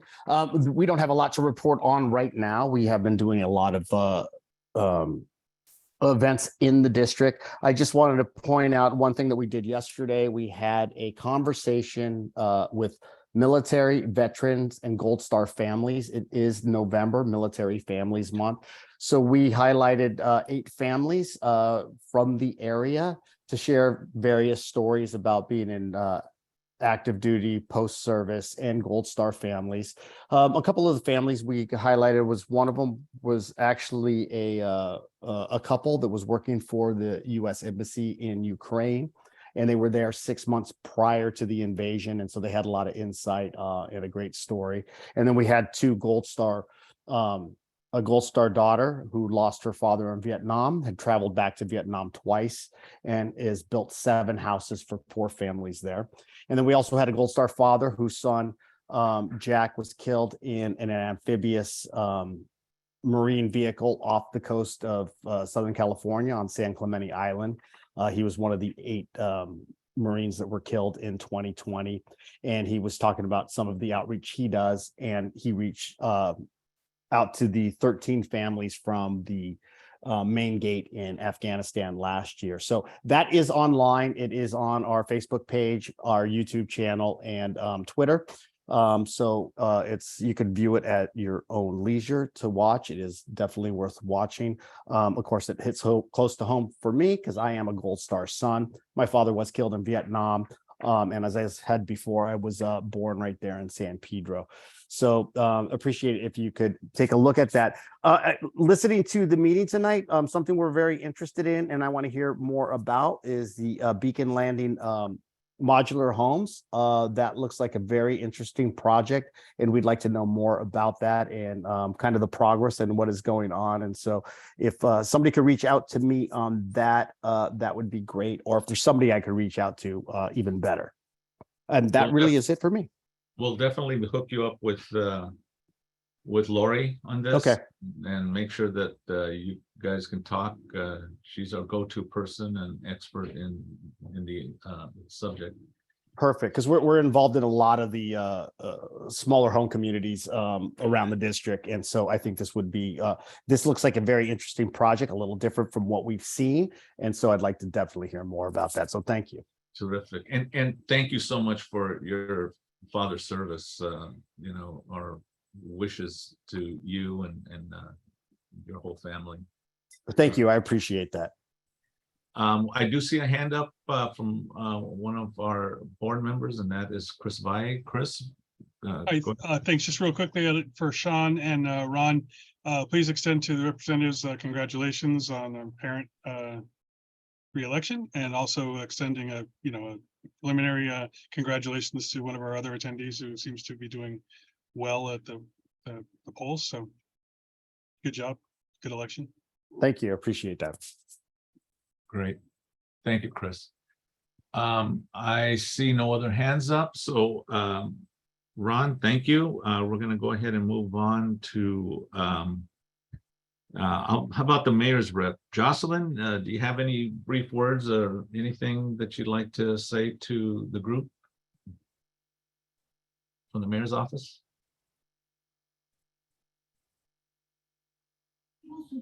Yes, I do have a few updates. Oh, I wanted to turn my camera on, but it doesn't let me. It's okay. Hello, everyone. How are you? My name is Jocelyn Dominguez. I am the Harbor and Watts Air representative with the mayor's office.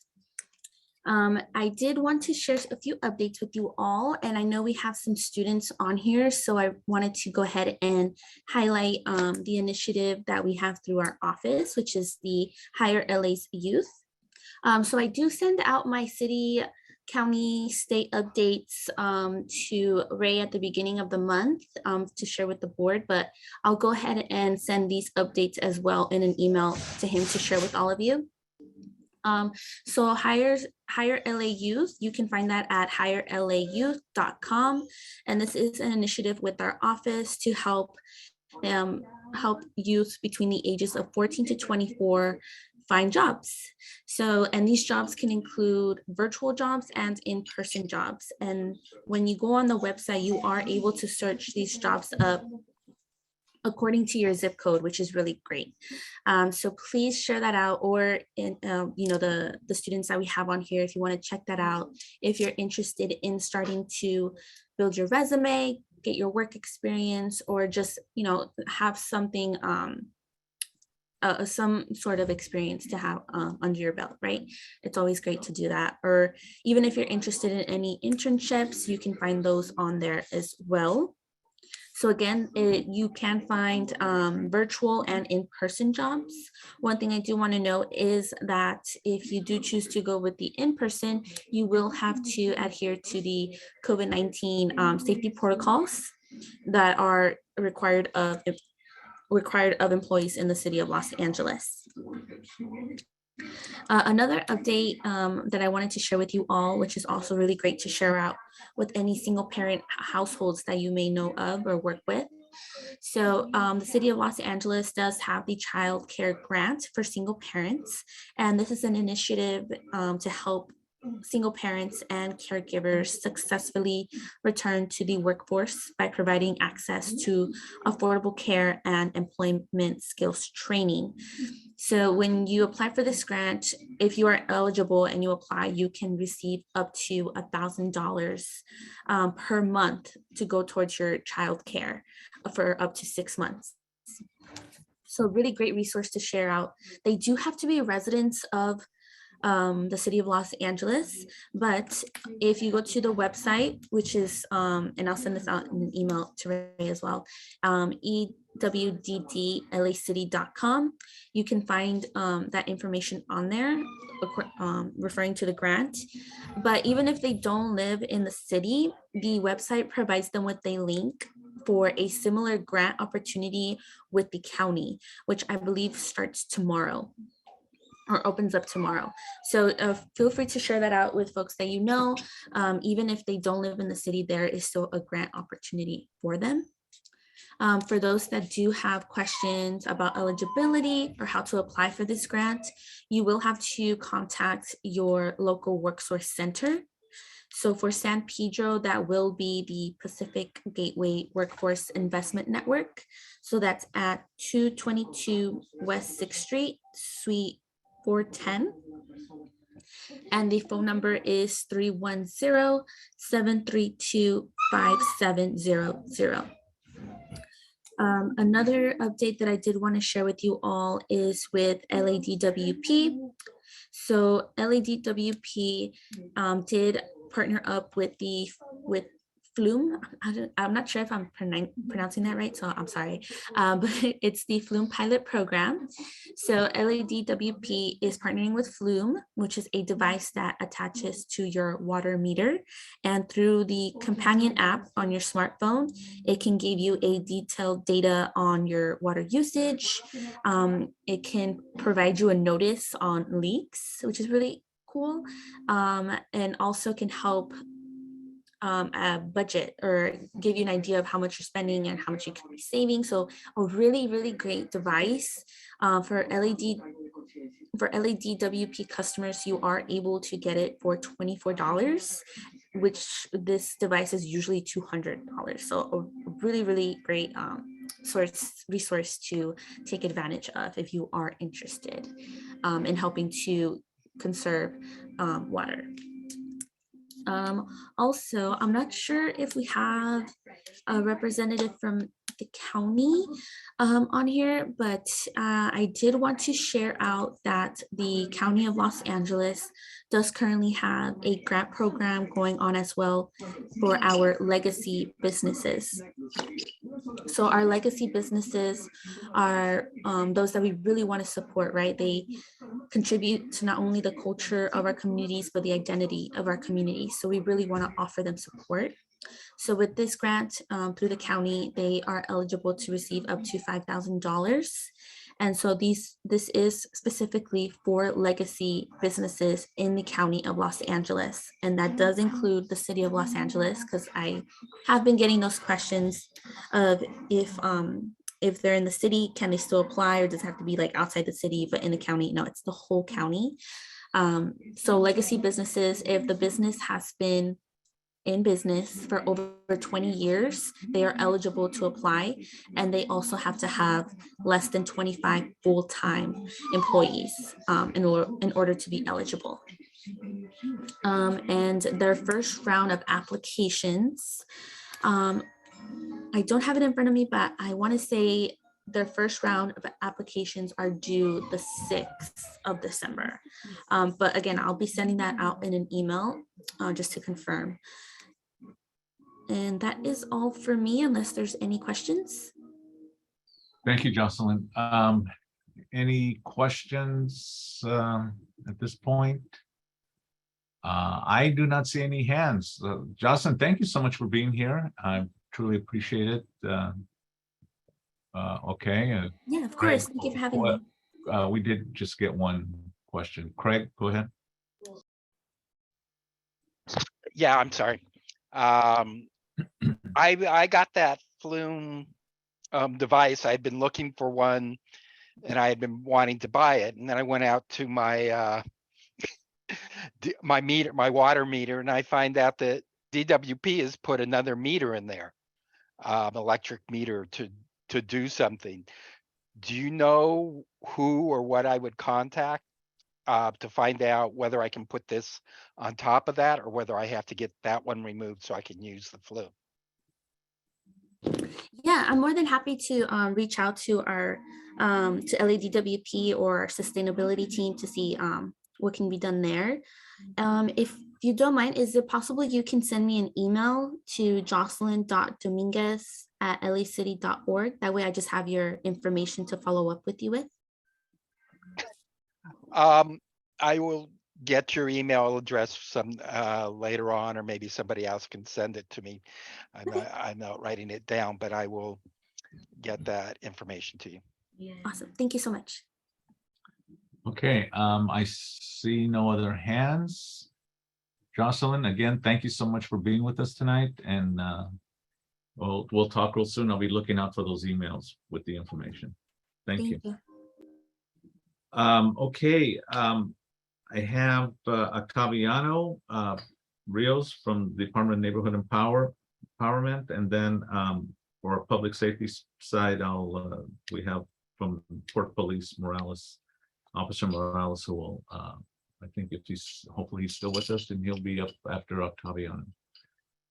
All right, Mr. Rios, you're up. Thank you, Mr. Chair. Can you hear me okay? Yes, sir. Awesome. Thank you so much. So I adjusted my visual here so you can see my face for those that couldn't see me before. So good evening again, everybody. In light of Renee's awesome presentation, I did want to share, and I put together a few reminders related to your elections, tools and resources that the department administers on our end, the Department of Neighborhood Empowerment. So I'll try to breeze through these real quick. I have been sharing these specifically with your youth and outreach committee members, as well as your bylaws and elections committee members, chairs specifically. So my apologies to those folks if you hear this information again, but I'll try to repeat it often so nothing falls through the cracks, and you know that you do have resources, you do have us to help guide you and connect you with not only the city clerk's office, but of course, like I said earlier, with the city attorney's office for anything that may come up legally that pertains to the board. So with that, so the City Clerk's Elections Division provided some information related to the election. And overall, I think the big goal here for our 99 neighborhood councils is to help increase the general awareness of your neighborhood council. And one big way that we try to remind our boards is to help increase participation in your meetings and events, which you all do an awesome job at throughout the year and every year. So that's the big, that's one of the big sticking points that we're trying to push is do what you do best, help promote your neighborhood council, but now do it more focused on elections, right? So it is a complicated process to participate as a candidate. It is a complicated process to participate as a voter. A lot of connecting the dots happens. So the department really wants to help provide that information, not only for us to help promote the region, each of the 12 regions neighborhood council elections, but also with you in mind. It can be a little bit more complicated in getting all this information condensed into your newsletter and your elections, your social media outlets. So with the help of course, your committee, try to vet that out. And with the information that we have on our end, which is additional information, hopefully we can get it out in a very succinct way. So a few tools that we do want to promote here is your each neighborhood council gets a Nextdoor public agency account. We only allow up to 3 Nextdoor administrators registered on our end. And if you've ever worked with that tool, it's a very effective tool to really hone in and engage your residents within your neighborhood council specifically. So it's a very special account that is an upgrade that other residents don't get, and it's specifically tailored to public agencies. So you should have that information from previous communications, but more than happy to share those details again with you all. Second tool that I want to share very briefly as a reminder is the Canva account, which is specifically the Canva Pro, which is an upgrade to the free account that you may have already if you do a lot of graphic design. But the perk here with accessing your Canva Pro account just for your neighborhood council, which any of you can access as board members, not just 3, but all of your whole board.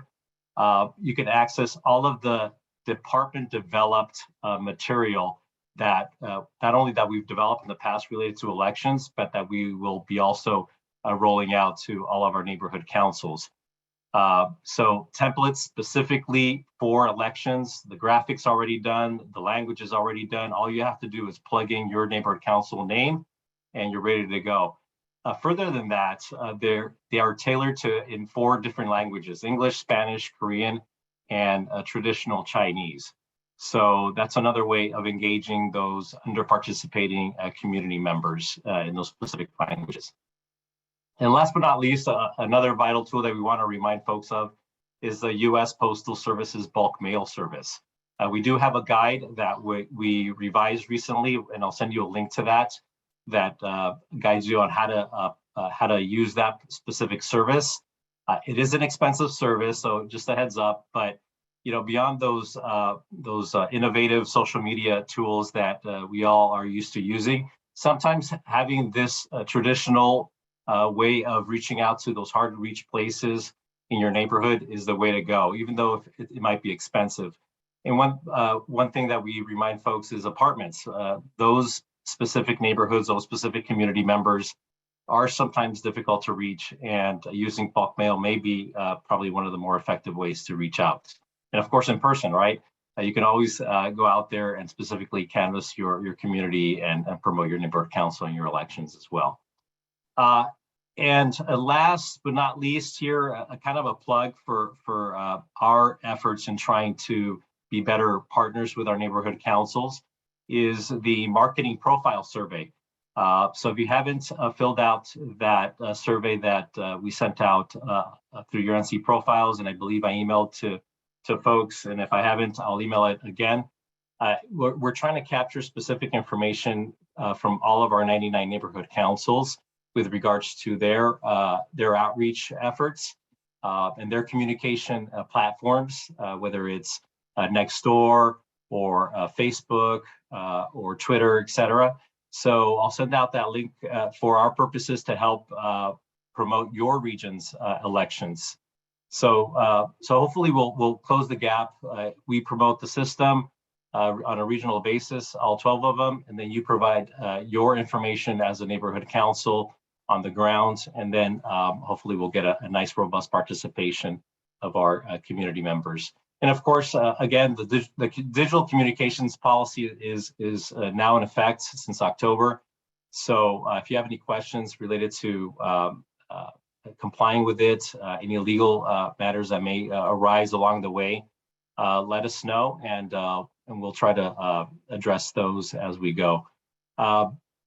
For us, we're looking for community organizations that we're trying to participate with to help promote the neighborhood council elections on a regional basis. So if you have any good, trustworthy folks out there that you've worked with in the past, NPG recipients, hint, that have received funds from you as partners, whether it's outreach, holidays, send us their contact information if you don't mind, and we'll definitely consider those for our partnership efforts with them to promote your neighborhood council elections on a regional level. And last but not least, and I said that already, but last but not least, we do have a webpage just for the elections. It's empowerla.org/elections. And we're going to try to consolidate all of the information, not only from our end, but from the end of the city clerk's election division, with links that link directly to the city clerk's elections division webpage for neighborhood councils. So that's that for elections. I do want to remind stakeholders and board members of the department training recordings that are available at empowerla.org/workshops-trainings. I reminded you all in the past of this, but I think it's timely because some of these recordings especially those related to onboarding, really give a sense to newcomers to the system of what it takes to participate on neighborhood council. So if you're considering running for the board in the near future and filing as a candidate, take a look at some of these recordings as to the level of roles, as to the level of responsibilities that our board members have when they're participating on their boards. And last but not least, reporting of phishing and attempts of fraud. Now that the holidays are here, you may get emails, and I know Victor is really good at sending me those emails with suspected phishing attempts. You may get emails of folks trying to get sensitive information from you, maybe even posing as Ray or Melanie, as your president and treasurer, asking for the transfer of funds to purchase gift cards, which we've had in the past happen occasionally. So if you get those emails, don't open any links, don't click on them, don't send any money. Send that email to me, and we have a good, tight relationship with the city's Information Technology Agency department, and we flag those and hopefully increase the safety in our system and prevent any incidents of fraud. So don't hesitate to send those my way. And happy Thanksgiving to everybody. And in the spirit of that, thank you all for your service on the board and for your stakeholders that serve on your committees. Thank you so much for the many hours that you spend on those boards to make your community a better place to live and work. Thank you, folks, and have a good evening. Octaviano, thank you for your many last but not least reminders. A lot of bullets. We do have a couple hands up. Actually a few hands up. So I would just like to remind the people who are going to be asking questions, try to make them brief. We still have a lot of agenda to get through. So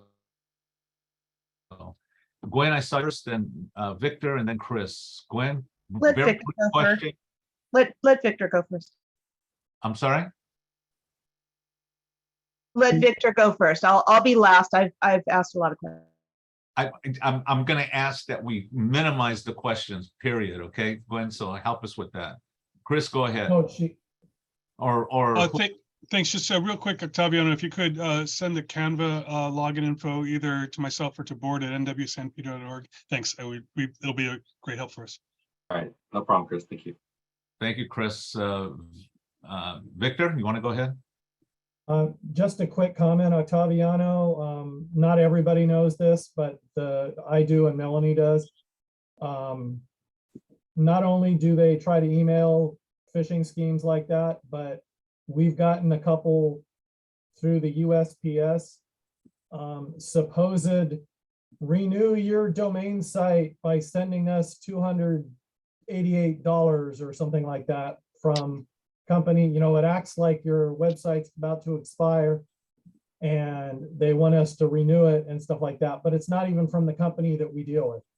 So people may be getting schemes like that, trying to get them to what amounts to sending money to the wrong company and then probably having that company transfer the website from where it is now to them. Yeah, So you Octaviano, have to be very careful about that. They went as far as to send us a fake invoice this last time. Yeah, twice. They've done it twice. They do get very creative, and thank you for being very vigilant on that, Victor and Melanie. You know, unfortunately, folks have followed through with giving money. So it's happened in the past. So it's a real risk. So just keep your eyes out and work with us on those fake emails. And they can seem very real. Absolutely. They use copy and paste the graphics, and they go out of their way to try to get your money. So be careful. Yeah, Octaviano, they went as far as in the actual mail sent the invoices. Oh, wow. Okay. Yeah, that's what I said, the USPS mail. So it came in the regular mail at our council mailbox at City Hall. Okay, you know, and I'll bring that up on our end, you know, because that you know, the FBI kind of raises a flag in my head there if they have anything to do with that, if they're using the actual mail. So I'll bring that, I'll make a note of it and see if we can discuss it on our end in terms of collaborating with some of our agents. that agency specifically. So thank you very much. And let me know if they turn out to want the hard copies, because I've been shredding them. So if they want the evidence, tell me quick. Okay, all right, thanks, Victor. We have Appreciate it. Thank you. copies of the last one that we tried to approve, Victor, because it's on our agenda packets. Yeah, the first one's the one that we almost fell for it, but the last one I immediately knew because I knew the company that we were working with. Thank you, both of you. Go ahead.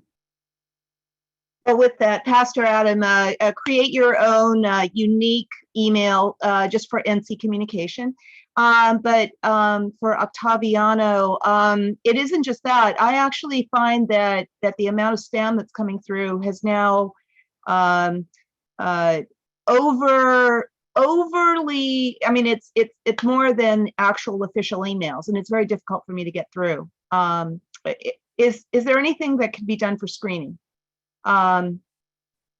Anything at all?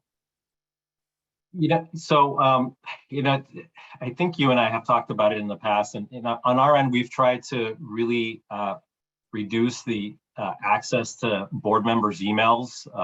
If you go to our website for each of the neighborhood council web pages, you used to be able to copy people's emails. Now you can only float over it and jot down the email.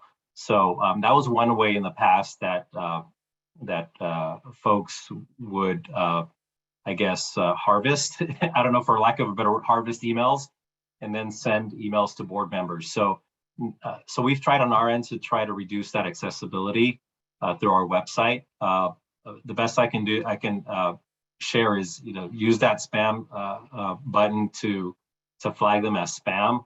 But there is a risk with that, right? With emails following through that might be legitimate, that you may want to obviously read. You won't, of course, mine. You don't want my emails to go, or the department's emails to go to spam. So, send me an example of some that you keep getting that you think we may be able to help with, and we'll go from there, if you don't mind, Gwen.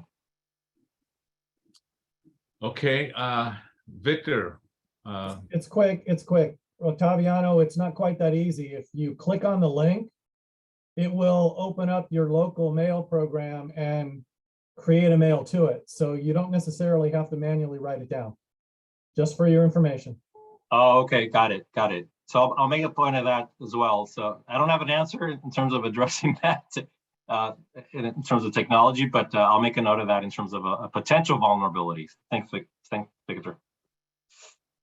All right, I see no other hands up. And so Octaviano, thank you so much. Great information as always. We'll go ahead and move on to our next thank you, Mr. Chair. Person here, and that is Officer Morales from the Port Police.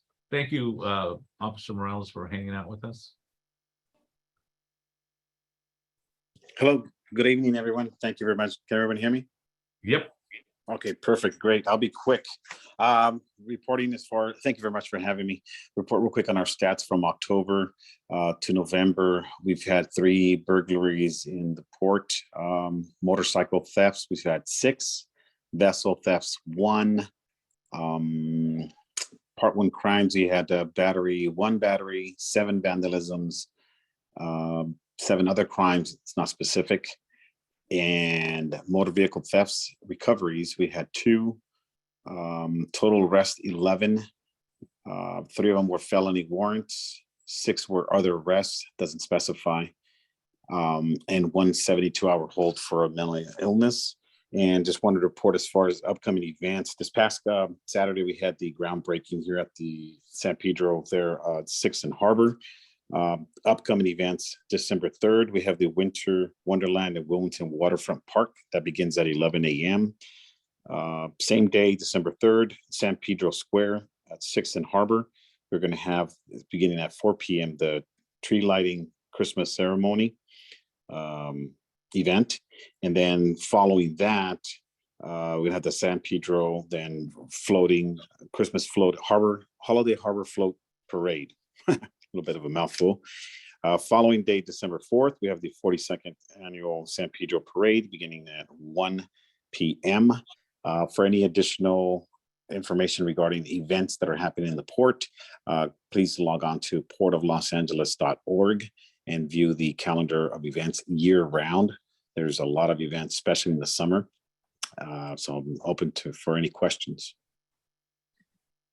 Thank you, Officer Morales. Any hands would like to ask a question for our port police? Anyone? Okay. I see a hand up. Gwen, go ahead. Yeah, thanks, sir. I just wanted to say that it was great. The harbor opening was fantastic. Were you there? And how did the event go? Was it smooth? And what was the attendance? Yes, ma'am. I was there. It went smooth. I was approximately about 1,800 people that attended. We had a car show element. Groundbreaking went great. No issues to report. Other than that, future tenants that are going to be there for the West Harbor were present. Some of them were present there and had little booths, kiosks and stuff, and type of sampling of foods and things and drink they're going to be offering there for upcoming businesses. But it went off without a hitch. Matter of fact, today, this afternoon, they started put up some temporary fencing in the current parking lot of the Portugal Village area for upcoming construction laydown areas and things like that. So it's going to start rapidly now, ramping up. They have to find the main water, electrical lines first and dig those out and discover them and see which way they go underground. But things will be happening soon, upcoming months. Great, thank you. I see no other hands up. Officer Morales, thank you so much for hanging out with us, and thank you for the great information. And I'd like to ditto the event was great on Saturday. A lot of people. It's always great to see your officers out there. So thanks a lot. You're welcome. Thank you very much. Thank you very much for having me. All right, that is our agenda item. And Vic, if you can put up the agenda real quick. I think we're going to go to our next agenda item, which is our presentation. If we can move over Gary. Some of you know Gary. Gary and I have worked many years together in the area of human relations, human rights. And Gary brings to the table a huge amount of experience in the development and the importance of neighborhood councils. And I asked Gary if he would come and talk a little bit about the importance of civic and community engagement and how important it is for that engagement to be open, honest, and respectful. There's Gary there, looking terrific with his suit and tie. And Gary, I got to take care of my people, right? You absolutely do, and the people take care of you too, and appreciate you. So Gary is going to be talking a little bit about, like I said, the importance of civic and community engagement, how important it is, a little bit of history around it. And I want to couch it in the respect that it was, we've had some really concerning activity that went on at City Hall, and it really, really was difficult for people not to have a reaction, a feeling about what has happened. And sometimes people get the idea that this is exactly what happens, when local government engage, and very much so as neighborhood councils, this is as local as we can get when it comes to government activity, government involvement. And it is important for our observation in what happens at City Hall. It's just as important as to what happens in our local neighborhood council when it comes to engagement and discussion and getting the work done. And I'd like to say that Northwest San Pedro has had a reputation of getting the work done. And it's something to be really proud of. And so Gary, you want to go ahead? Vic, I believe we have a PowerPoint that's going to go along with it. So Thank you, Vic. Gary, it's all yours. All right. Well, thank you for, I know it's late. Take a deep breath. And now I'm going to try to make this at least enjoyable. And we're going to try to get to, we're going to get to a point where we can do some Q&A. Hopefully, thanks to all the board members, all the community members that are there, the representatives, and those students that are still with us. Right on. I'm glad to have you here. I was like you when I was in high school, in middle school. I was going to these kinds of things. So I appreciate you being here. Next slide. So one thing before we get started, actually, I want to thank all the polling workers, all the people across not only our city of Los Angeles, but across the country. I want to thank them for their service last week, because I know it's definitively not as easy as when my mother was holding the election and when she was a precinct captain. It's much different now. So I want to thank them and acknowledge them.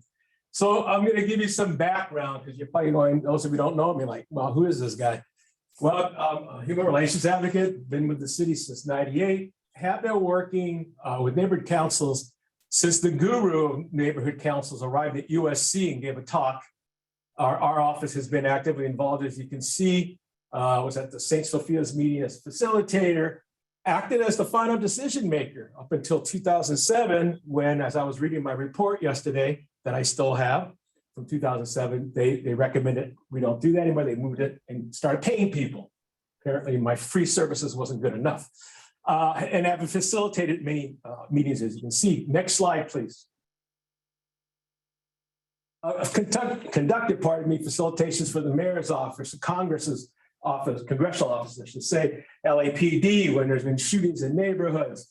I am still currently a member of the LAUSD's Human Relations and Educational Equity Commission. And as you can see, I taught at Occidental for the Upward Bound program, UCLA Extension, and LAUSD, where I covered, as you can see, some of the subjects. California, LA history was a great one.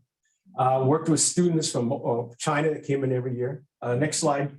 And I also taught a class, government, the one that most people check out of in October of their senior year, right? And yet, they're still like, okay, by osmosis, we know this stuff. I'm going to brag a little bit. Yeah, I was born downtown. I went to USC. I was raised in Monterey Park, 5th generation Angelino on my mother's side. My mother's people actually moved to San Fernando in 1890, and they moved from Wilmington. So we have some deep roots around here. My father was an operating engineer. He was very proud of that. And I did not go directly to the classroom from university. I learned some stuff and have been politically active since middle school, stuffing envelopes, handing out stuff. So for the students who, sometimes you ask, well, I can't vote. When I was a kid, and some of you probably remember this, you had to be 21 to vote. So there was student activism that helped create that 18-year-old movement. And so still, under the age of 18, you can still be active, okay? Regardless if it's the neighborhood council, whatever in your neighborhood. It's important. Okay, next slide. I don't know if there's any quick questions on that. Anything else on my credentials I should toss out? All around nice guy sometimes. Okay, next one. Next slide, please. So I wanted to take some opportunity to work with you guys and have some thoughts of activism. Obviously, the students that are there, you see that these adults are here and they're being active and involved on a Monday night, right? And they've already been here a couple of hours. So you understand that some people do have a sense of, well, you got to be active, you got to be involved, but why? And so I like the quote that Alice Walker says, activism is her rent for living on the planet. So she's thinking, in a global way. But, Harvey Milk, who is from San Francisco, says, I can't prevent anyone from getting angry or mad or frustrated. I can only hope that they'll turn that anger and frustration and madness into something positive. And that's the thing that I'm hoping that even though we know how difficult it's been the last few election cycles for people to get involved, and we know that there's no, seldom do you have those kind of debates, it's more of a yelling match. It's gotten very difficult, but we need people to continue to get involved, and particular people who will continue to try, right, to get more people involved, and most importantly, listen. That's the most important piece that we have. So next slide, please. Luis Rodriguez, who used to be the city poet laureate recently, this quote is his: "The more you know, the more you owe." And I'm kind of from that school. I was the first person in the family to go to college, and first person in the neighborhood to go to a major university. I always put it upon myself that, well, I got the breaks that my older brothers who are much older than I am didn't get, so I need to put more back. And it might be interesting for the students at some point to get a chance to talk to some of the board members here and some of the community members listening in and ask them why they got involved. What was it that made them want to be more active and get involved in their neighborhood? Next slide, please. Well, in school, they tell us, the responsibilities of the citizen. And as you can see, this is about as Americana as you can get. It's Norman Rockwell, his painting Freedom of Speech. And they tell us you got to learn about your rights, and you have to respect the rights of others and express your views. And again, we, especially those who maybe didn't pay as much attention in their government class or haven't really been maybe more attuned to these things, that might, it's a little more difficult, right? It's not easy. Even, listen, I walk around with my Constitution constantly, and I still have to keep reading it. It's not an easy thing. It takes work and things change, right? But these are your basic tenets. Learn about your rights, and partly that you can learn that here. Respect the rights of others. That's important. That is, for a lot of us, what makes the United States. It makes us maybe a little bit different to some other places, hopefully. All right, next slide. All right. So then again, as we're told in government class, we have an obligation. But one of the things about democracy, or as we like to think of ourselves as a free society, you also have the right not to get involved, okay? And that can be a little disheartening, right? But when you look at the Einstein quote, the strength of the Constitution lies entirely in the determination of each citizen to defend it. Only if every single citizen feels duty-bound to do their share in this defense are the constitutional rights secure. So, I grew up in a working class neighborhood, and there were people who kind of thought like, well, others will take care of it, but we don't always know who the others are. And hopefully, those folks that do get involved are, the philosopher kings, they're the good ones, they're the good souls. That's what we hope for. But we all have to be in some way or another aware in order to be able to have a kind of environment that we feel comfortable with, right? As the one here by the Sabato says, every election is determined by the people who show up. And if the people who show up aren't equitable or a good representation, or, they have a completely different agenda than maybe their district, well, that could be an issue, right?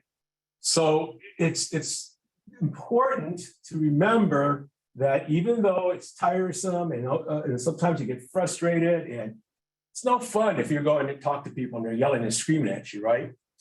Right, Ray? It's no fun when we do those meetings in the neighborhood where everyone's just tanked up. But I get pumped up in a way that I'm trying to help my community, right? We're trying to get people heard. And that's what makes me want to continue to do this. Now, we hope that all of you will not get too discouraged and hopefully continue, right, to stay involved, because if you've been elected, for example, to the neighborhood council, you're representing somebody, right? Somebody voted you in. You're representing somebody. So it's Ray brought up the point that, yes, and we all know that, there's 3 folks in the city council, they're hot water, and one has already resigned. And so that district right now has no real representation, right? So we don't want your neighborhood council to lose those things, right? That piece. Next slide, please. So I found this from this Pierce County Community Engagement Task Force. I thought it was interesting looking at what civic engagement is and what community engagement is. So as you can see on the left, civic occurs when active participants build and strengthen communities, whether defined as a place or shared identity or interest. And it can involve political and non-political activities. It's volunteering, advocating, and activism. Okay, so that's civic engagement. But then you can look at community, and it relies on the principles that respect the right of all community members to be informed, consulted, involved, and empowered. And when way back in 2000, 2001, when I was going to the first meetings about neighborhood councils, these were some of the core ideas that council is going to help inform people. They're going to get information from, downtown about, say, a highway project. They can let people know so that they can be consulted, so they can put in their piece of interest and information, right? So community engagement, understanding, collaboration is the new inclusion. Okay, so you have the civic. That's like downtown, like where I'm at, just over here. But the community is your neighborhood council. It's the organizations for the students, for example, that you're involved in there in your local neighborhood. Okay, so there's different ways of being involved, and it's kind of like I was told one time about students when I first started to teach. A student could be like 3 different people at any given day. They could be their age, they can act like a 7-year-old, or they can act like an adult. You just never know, right? And so engagement, getting involved, it's the same kind of thing. It floats around, and sometimes you're going to find yourself, right, in different little pockets, but it's still an important engagement because you're involved. Next, please.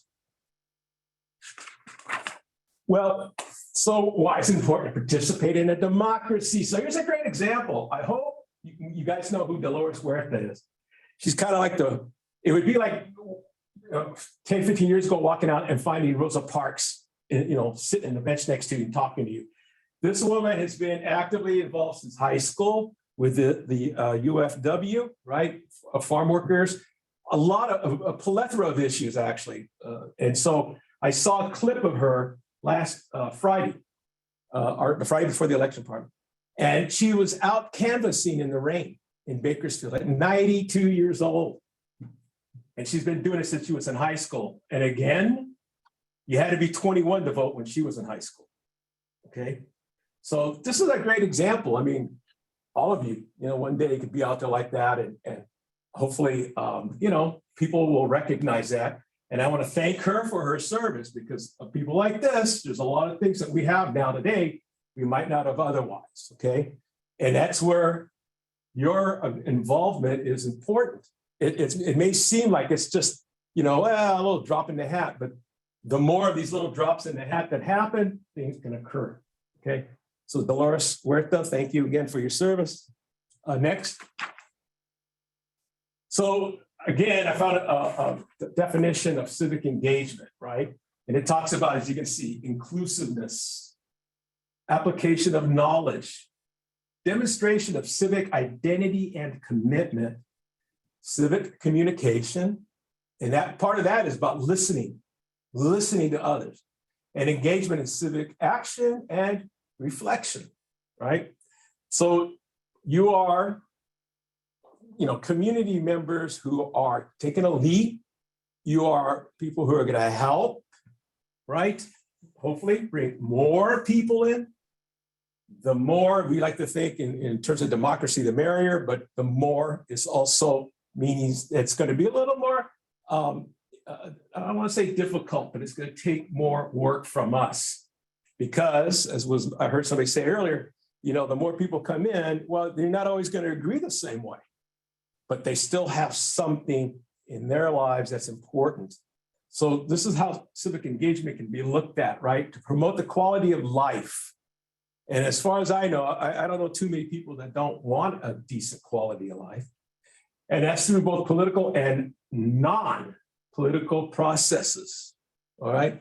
So I think this is an important piece, and when you can start to apply these, it's gonna put you in you as the, neighborhood council member, it's gonna put you in a better place too, where people are gonna come, respect you, listen, hopefully, and you bring what you hear to the table. That's gonna help increase the value of this neighborhood council. People are gonna start to value it even more so. Or let me rephrase that, more people, right, become aware of it and will be part of that. And so this is one of the reasons what you're doing is very important. Next, please. So I'm just going to throw some examples that I found, regarding responsibility. As citizen is a small c too, and community members. And by that, I mean, yeah, there's citizens as in the United States of America, but then there's your neighborhood citizens, people, maybe they're from Canada or, the Ukraine, but they're now living in your community, right? And they're part of that neighborhood. So what are the responsibilities of those of us who are United States born? Well, they'll tell you, got to register and vote. Hold elective office.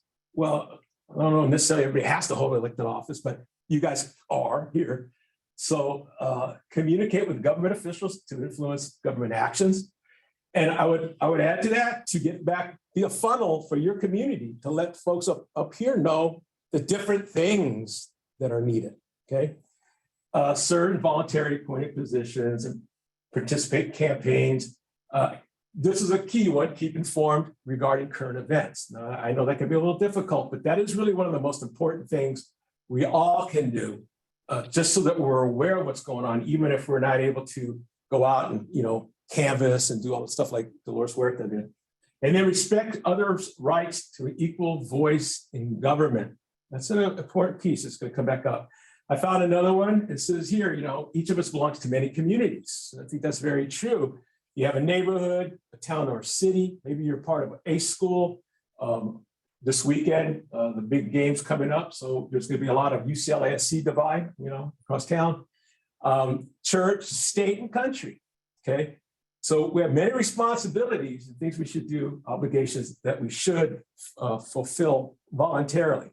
That's one of the other key things. We're expected, I hear this sometimes, freedom isn't free. Well, it's kind of true. But the more we volunteer, the more we help, the more we can, all be heard and hopefully create a better environment, right? Next slide. I hope I'm keeping everybody awake still. I found a couple more here. Responsibilities, being informed and active citizen. You have responsibility. You should know what your government is doing and make your concerns known, as you have done tonight, right, with some of the representatives. The next one was another one I found, responsibilities, voting, being informed, take part in government, helping in your community, and respecting and protecting others' rights. And that's a pretty tough one.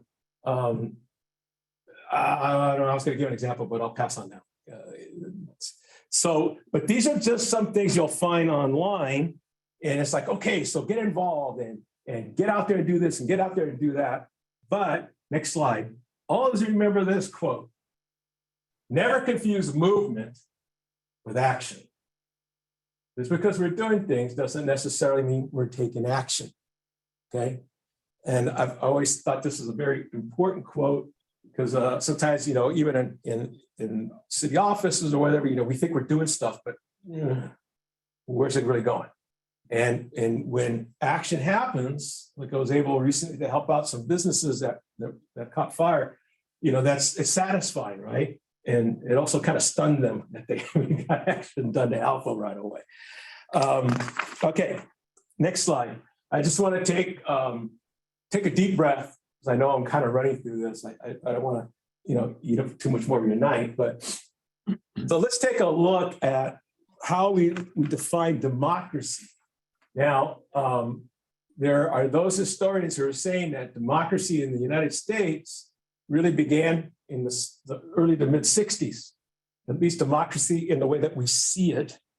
And democracy is being attacked around the world. I'm sure you're aware of things that are going on in other places. Hungary, other states where, is this democracy still valid? So we have a system of government, the whole population or eligible members, typically elect representatives, and then government by people, a form of government in which the supreme power is vested in the people, exercised directly by them or by their elected agents under a free electoral system. And then, of course, the last one, political or social equality. So there's a democratic spirit. But next slide. There still isn't really a consensus about what democracy is or can be or should be or is currently. As you can see, for some, democracy means liberty. It means liberalism, not like politically liberal, but as overall political thought, or individualism. And this is, the individualism is kind of well stated here by Andrew Carnegie. He celebrated it as a highly mobile free enterprise driven by the iron laws of evolution. That's democracy. So he, it allowed him to make a lot of money. And as maybe most of you know, he was one of the wealthiest men of his era, right? But then you go back to Plato, not the dog, but the philosopher. And he detested democracy because he thought it was the rule of opinion over knowledge. So we know we're hearing this stuff right now. People are questioning it, and it's always good to be engaged in questioning that. But even Marx understood that in order to change the world, one must first understand it. And so as we work and we do this stuff, it behooves us to be better educated. And I don't mean by going to university, but by picking up things, by reading things, by talking, by listening, by carrying your Constitution. I always find it interesting to read some of the things in the Constitution. For example, they're putting out all the things that they're mad about with the king. And they said he, the king, has excited domestic insurrections amongst us and has endeavored to bring on the inhabitants of our frontiers, the merciless Indian savages, whose known rule of warfare is an undistinguished destruction of all ages, sexes, and conditions. That's in our Declaration of Independence. So it's always interesting to go back and read that to see how we've changed, right? Things, hopefully, things change. Next, please. So it's interesting and I think important to remember that the Constitution and our government hasn't always worked for some of us, okay? As you can see, here's some examples of when things we would today say, well, that wasn't right. There's housing discrimination. There's the Missouri Mormon extermination order. I mean, they literally were allowed to kill Mormons, right? Knock on wood, most of them escaped.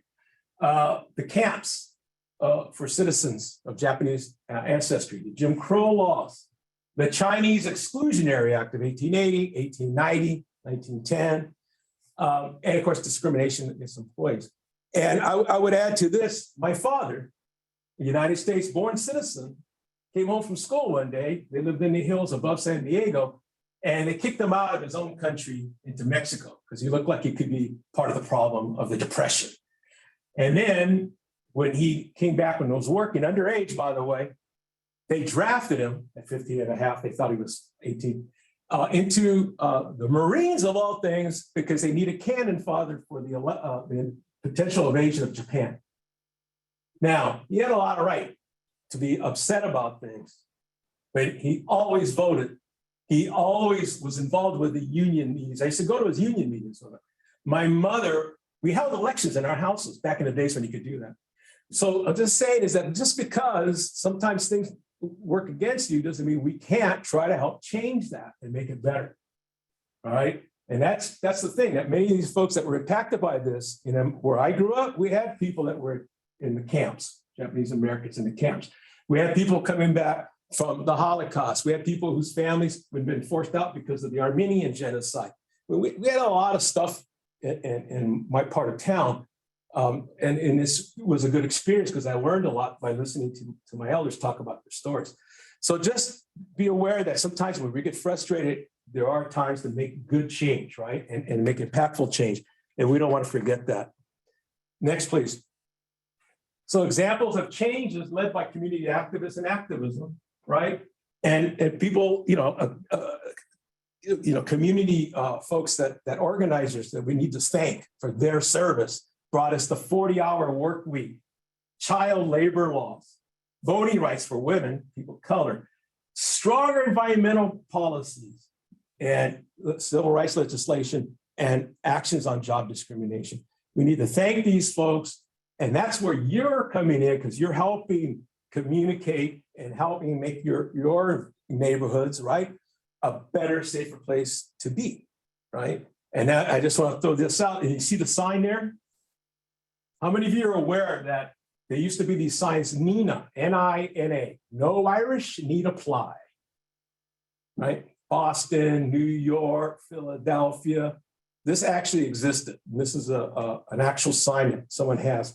And I put it up there for us to remember that, again, activism, getting involved, all of this has helped change that kind of situation, at least for most Irish Americans. I know that back east, there's still, some issues in that, but it's for us, it's an example for you, to encourage you, to remind you that you can and you are making a difference. Right? Next, please. So why is your participation important, right? And I want you to think about it for a second. Maybe you have a thought or two. And if you ever get a chance, down by where the Ambassador Hotel used to be, where Robert Kennedy was killed, there's a reflection park. And there's some powerful quotes there where you can go, or I go, and every so often to sit and just, soak it up and think about it. It's a good little place to get off the main street, Wilshire, and to think about why we all have gotten involved. There's likely something that happened in your life, or some figure, like a president or community leader, whomever, right? That inspired you to get involved. And knock on wood, stay involved, right? Don't quit. But I'm going to read part of this quote to you. It says that every time someone strikes out against injustice, it sends forth a tiny ripple of hope, and crossing each other from a million different centers of energy and daring, those ripples build a current which can sweep down the mightiest walls of oppression and resistance. It was Robert Kennedy in a speech he gave about apartheid in South Africa in 1966. It took a little backbone, I think, to do that. But think about why you became involved, and use that spark to mentor maybe some of the younger students that we have here, right? Help them and help others, other adults too, who maybe think, well, I can't get involved. Maybe you can help bring them, or at least get their information. All right, does anybody want to make a comment about that? Does anybody have something that they would like to share about why you got involved? No hands up. No hands, okay. Oh, wait, hold it. One just popped up. Lori? Hi, thank you, Mr. De La Rosa. Very interesting presentation, reminding us that we can be agents of change. And that's why most of us join, to better our community. And you talk a lot about civic engagement here. And I agree that it's important that we be able to voice different opinions respectfully. But I guess I'm just going to ask the question is, how do you handle it when you have some board members who aren't respectful and make personal ad hominem attacks that seem to be contrary to why we want to participate? How do you suggest we handle that type of behavior? Well, I'll take it. Let me put it in this situation. So I'm out working in a neighborhood. So there's been a shooting. Students shot. The community's all upset. So PD's there and LUSD's there and everyone's there. So there's going to be some folks that are going to go over the top and be what we say is disrespectful.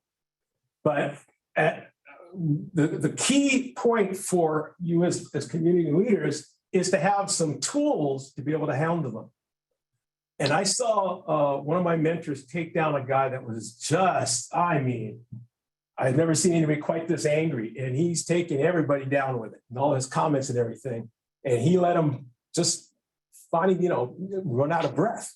It was about 7 or 8 minutes, but then he had the tools to be able to bring it back around, right? To get him to a point where, okay, now we can pull you down and we can get back to the work that we were doing, but not disregarding what he had brought up. So it's about having tools, all right? And then this is hard, you have to sometimes let them burn themselves out, right? And then try to find out, well, what is it that you need, for example? What is it that you need, right? Or, and sometimes with some organizations I've worked with, by having tools, you learn how to not negate, but sometimes you have people that will take advantage of, okay, I've got the upper hand here. And if other folks don't know how to get in there in a productive way, then that person can run away with stuff, right? Run away with a meeting or an event or whatever. And so actually to that, the next slide, please. I have a few little things that are important. So you need tools for impactful involvement, right? And that includes learning and reading, keeping up with issues, knowing your neighborhood, obviously, improving the listening skills, and have empathy. That's a tough one. And I would add to this then is getting the tools to know how to impact in a positive way whatever meeting you're involved with, whether it's your council or you're in a task force or you're dealing with an issue that's happened in the neighborhood between policing and some other group or whatever. It's having the opportunity, making the opportunity to read about how to have those tools. And in my work, I call that the human relations lens. It's about how do you look out, and maybe that person who's you think is slipping still has something valuable to say. Okay, how do you get it out? And I remember one incident actually where there's an organization that a lot of people, if I mention the name, people were like, oh, most people are like, yeah, I can't stand those people, whatever. But there was a meeting where actually something that they brought to the table was really right, but no one was listening because it was that organization, right? And finally, with help from one of the neighborhood council representatives, we were able to finally get the folks that needed to hear what they were saying to acknowledge that, oh, that information actually is valid, even though it's coming from them, right? But that was because it was 3 of us. We had some tools to use.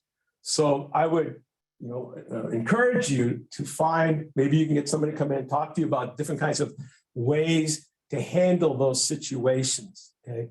And make it so that it's about the work, not about necessarily the person, right?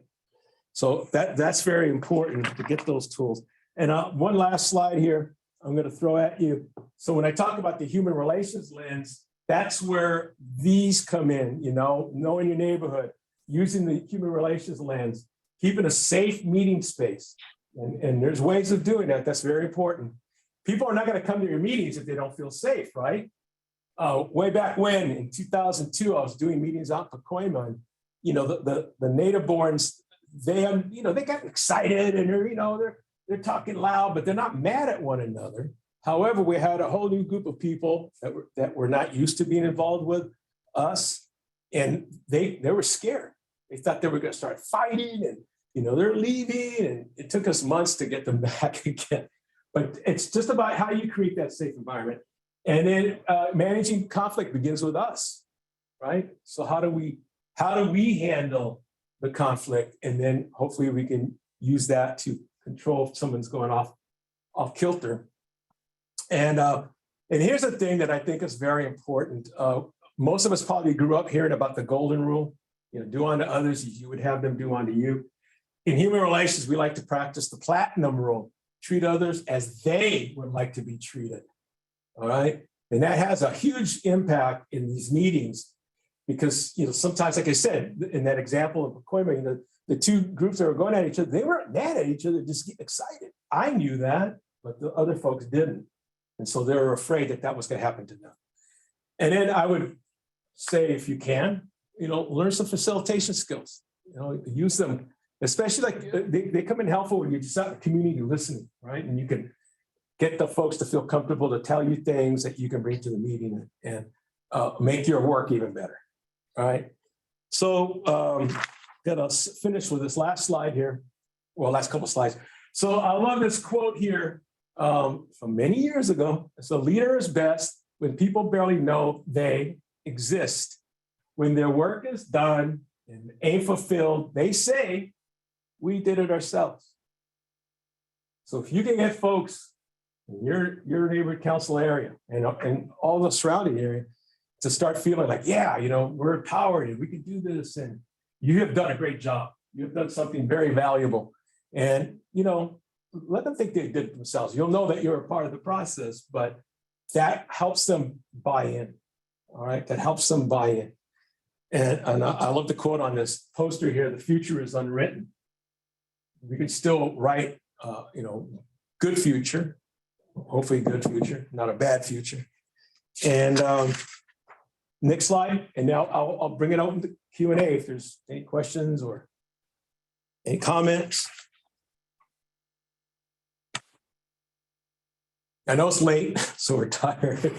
So, I see a hand up. Melanie has her hand up. Melanie, you want to make a comment and ask Gary? I just wanted to thank Gary for taking his time to come here and do this presentation for us. It's greatly appreciated, and I think it was information that we need to take away and ponder on. Well, this is, I know people know that I have a weird sense of fun, but this is enjoyable to me because I want to make sure that the folks out there doing the good work are acknowledged, number one, and two, that we want to let you know that we know. We need to do that. Just like when I was in the classroom, I was telling Ray earlier, you have programs and things for the smart kids and things for the kids not so kind of troublemakers, but the kids in the middle don't always get the acknowledgement that they should get, and you guys you need that, you deserve it. Okay, so we just want to thank you for the service that you're doing, right? And that you're here on a Monday at 8:40. Appreciate that. Any other questions? Looks like Octaviano has a question. Octaviano? I don't have a question, but I do have a comment, if I may. To Gary. Gary's Octaviano Rios. I've known Gary for a few years now, and I just wanted to say thank you for your partnership, not only formally working with neighborhood councils and outside of it, but just as a friend. I know there's a lot of difficult experiences that we face, not just on the neighborhood council level, but sometimes at City Hall, and having folks like Ray and Gary to talk to discuss some of these challenges helps at least me personally to bring some sanity to the situation and define what the real problems are and work through those. So thank you, Gary, for being here tonight. I know sometimes it's difficult to present things virtually, yeah, but your sense of humor is translating through. So thank you. Okay. Well, thanks. Nothing else. Any of the students? Are the students still here? I hope. Oh, yeah. Well, we have quite a few people here still. I don't see any hands up from that side. But Gary, as always, you do a good job in making us think, and a lot of our things that we think about happens when we're not even ready to acknowledge that some of the stuff that you said is really impactful.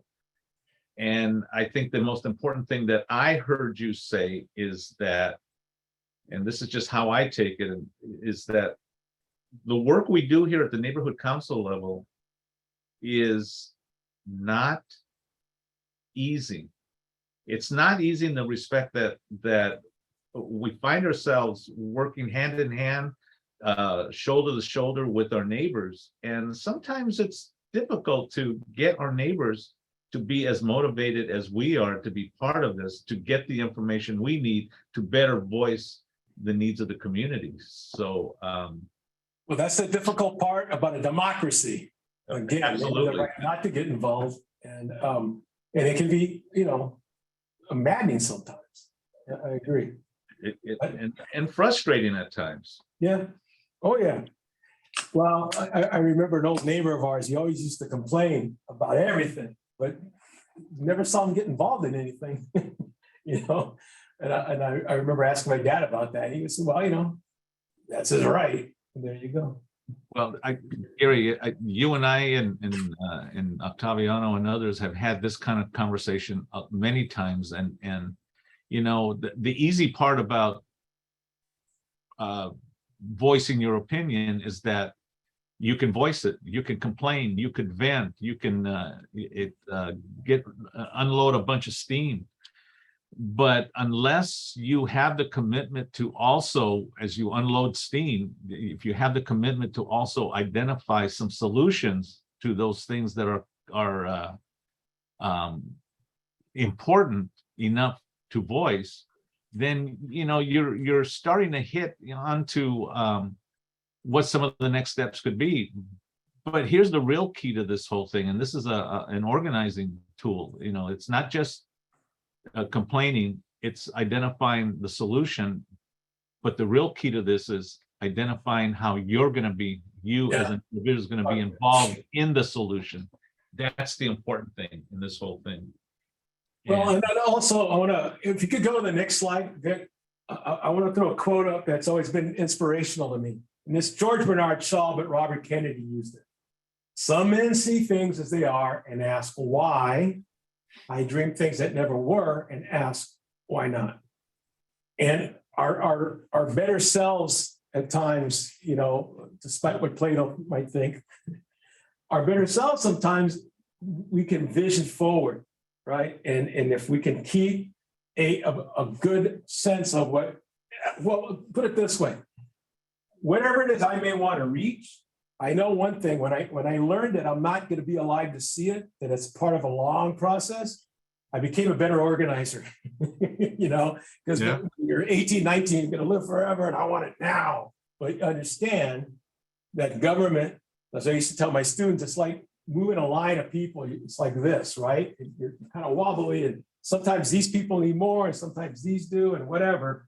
But if you continue that one step, of a 1,000-mile journey, if you start it, there's potential that it can happen. And so I think that's why this quote has always rung very well for me. And so, yeah, it might be frustrating out there, folks, but don't give up. You have an important impact, right? And one day when they write about the neighborhood council system, you guys may well be in there. Right? Okay. So, well, Gary, thank you so much for your time. Thank you so much for the time that you put into not just talking about, the last few minutes or longer, of course, but the fact that you put in a lot of time putting this presentation together, these slides and things like that. Thank you for all that. I truly appreciate. I hope and I believe, if I can speak for the neighborhood council group, that we all thank you for the insights and the information and suggested methods that we move together as a group to do a better job out there for our communities. Thank you so much. And I just want to let everybody know Gary has done so much for not just this local community, but for the larger Los Angeles community in these types of presentations. Thank you so much, Gary. All right, guys, take care and have good holidays. Thank you, Gary. All right, so we have some agenda items to take care of. But as I could see it, we are 10 minutes, almost 10 minutes 9. So if we can move through some of these things as quickly as possible, we do have a few things that we have to do. So, and that is our consent calendar. We have one, and this is agenda item number 8. We have one item on our agenda, and that is to approve the meeting minutes of October 10th. Do I have a motion to approve the minutes? So moved. So, second, Okay, I see, if I got it right, Thomas, you moved, and Dan Dixon, you seconded. Any discussion? I don't see any hands up. So, Victor, if you'd be so kind as to take the vote count. Okay, John Barbera, Yeah. Dick Christensen, aye. John DiMiglio, Yes. Dan Dixon, yes, Craig Goldfarb, Yes. Cynthia Gagne, Yes. Gwen Henry, Yes. Melanie LeBrecq, Yes. Kelly Miller, Yes. Ben Norman, Yes. Thomas Norman, Yes. Ray Regalado, Yes, Angela Sumner, Yes. Chris Valle. Yes. Okay, 14 ayes, and it's unanimous. great, thank you. Agenda item number 9. These are the motions. Well, these are from our reports, committees, and budget and finance. Melanie, it's all up to you. We would truly appreciate any movement we can do on this as quickly as possible. Okay, this is not out of committee because of the day that it generates automatically, and our meeting was on the 2nd. So $29,776.39, of which that's available. We had transcription and office stuff and printing for the public safety town hall. And that was it. I need someone to make a motion. move to approve. Okay, Second. who is that? Okay, I see Dan moved, and I believe it was Thomas who seconded. Okay, Thomas second. Any discussion? Okay. Call for the vote. Thomas, Yes. John Barbera, Yes. Vic, Aye, Ray, Yes, John DiMiglio, Yes. Dan Dixon, Yes, Craig, Yes. Cynthia, Yes. Melanie, yes, Angela, Yes. and is Adam eligible or not? it's gonna have to take the he training. is not, to do- but he left because it was, late on the East Coast. Okay, alrighty. So I just mark him ineligible. Alrighty, no problem. Next is the budget. Is Kelly eligible? I know she came back. No, not for funding. Okay,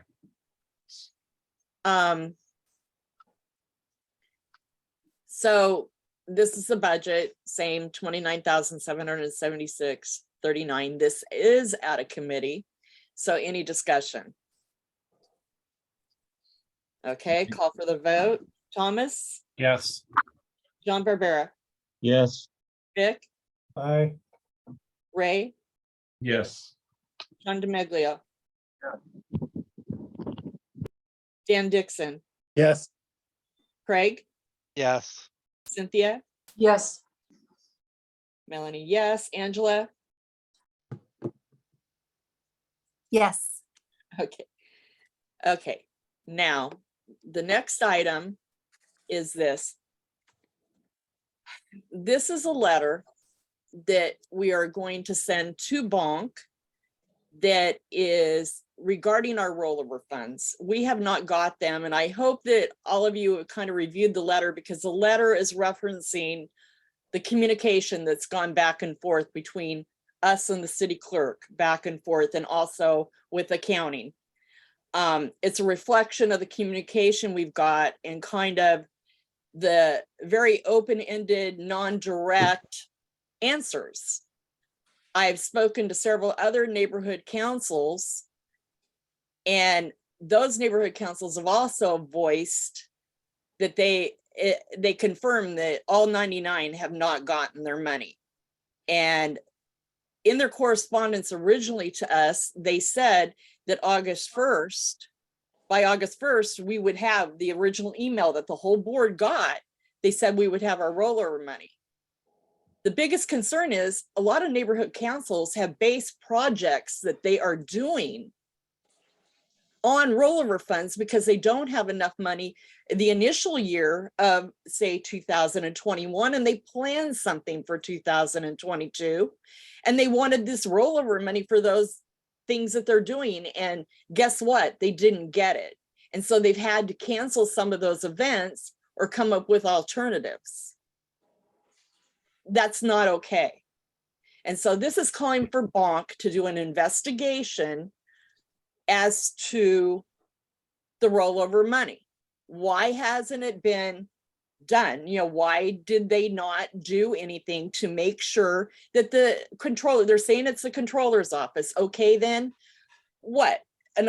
We have an election and all of a sudden everything falls apart and the controller's office can't do their job and certify the rollover funds in the neighborhood councils?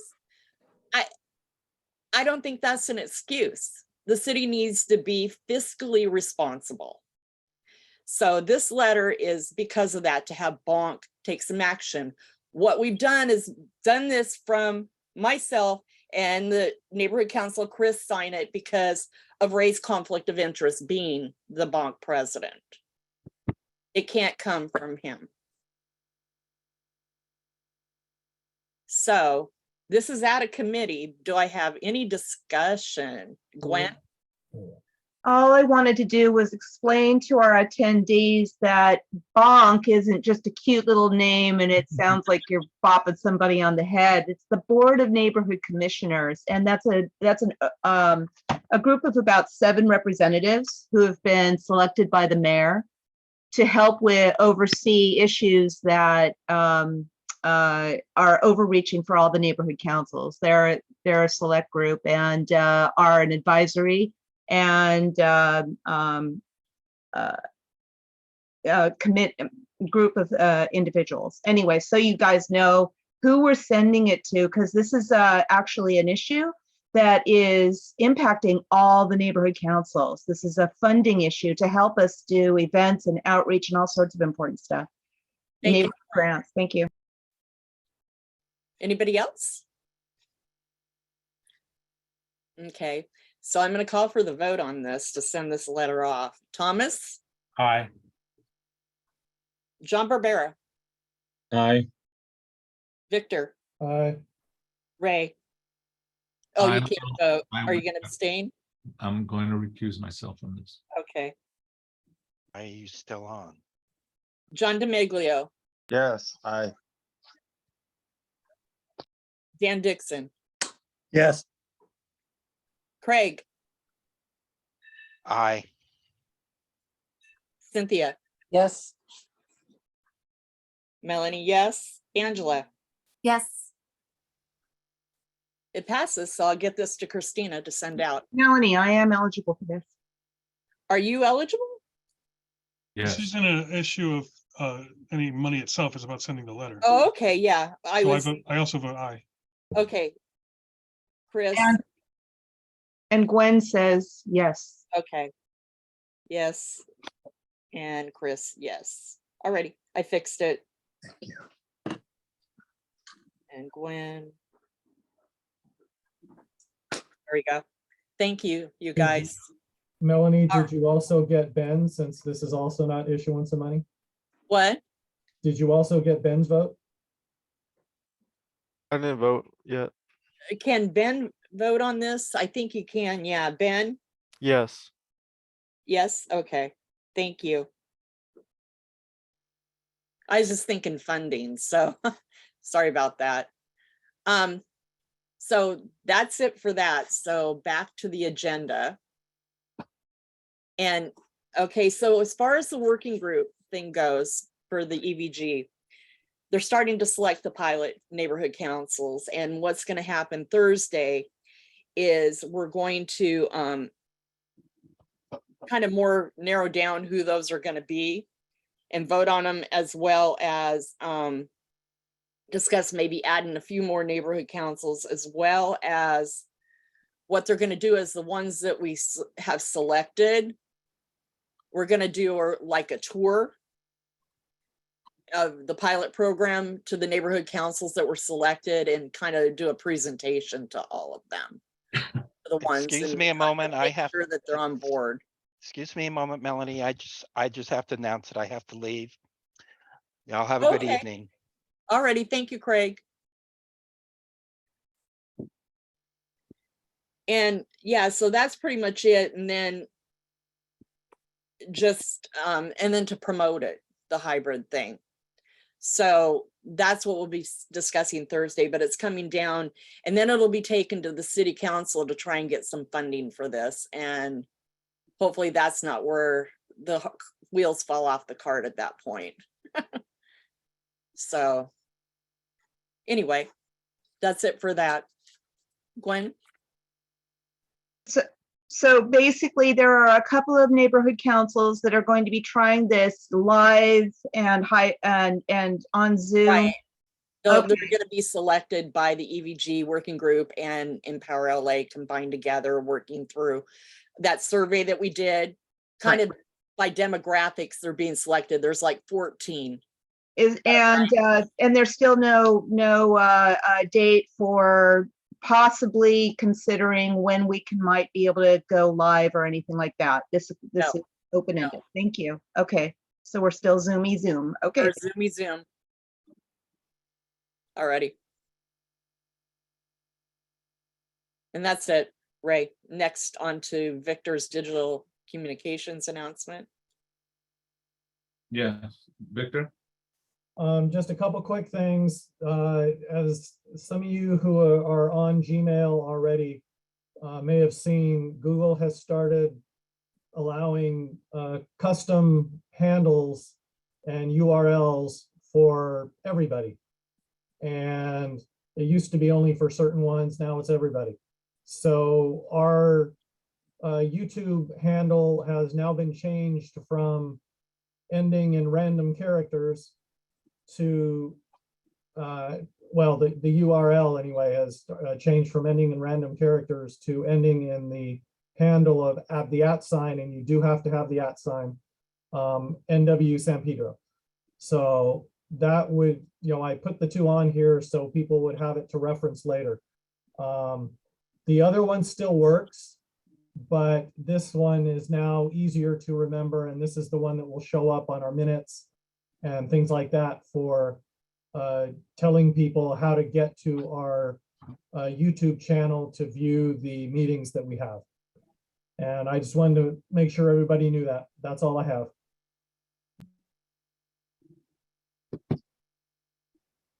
Thank you.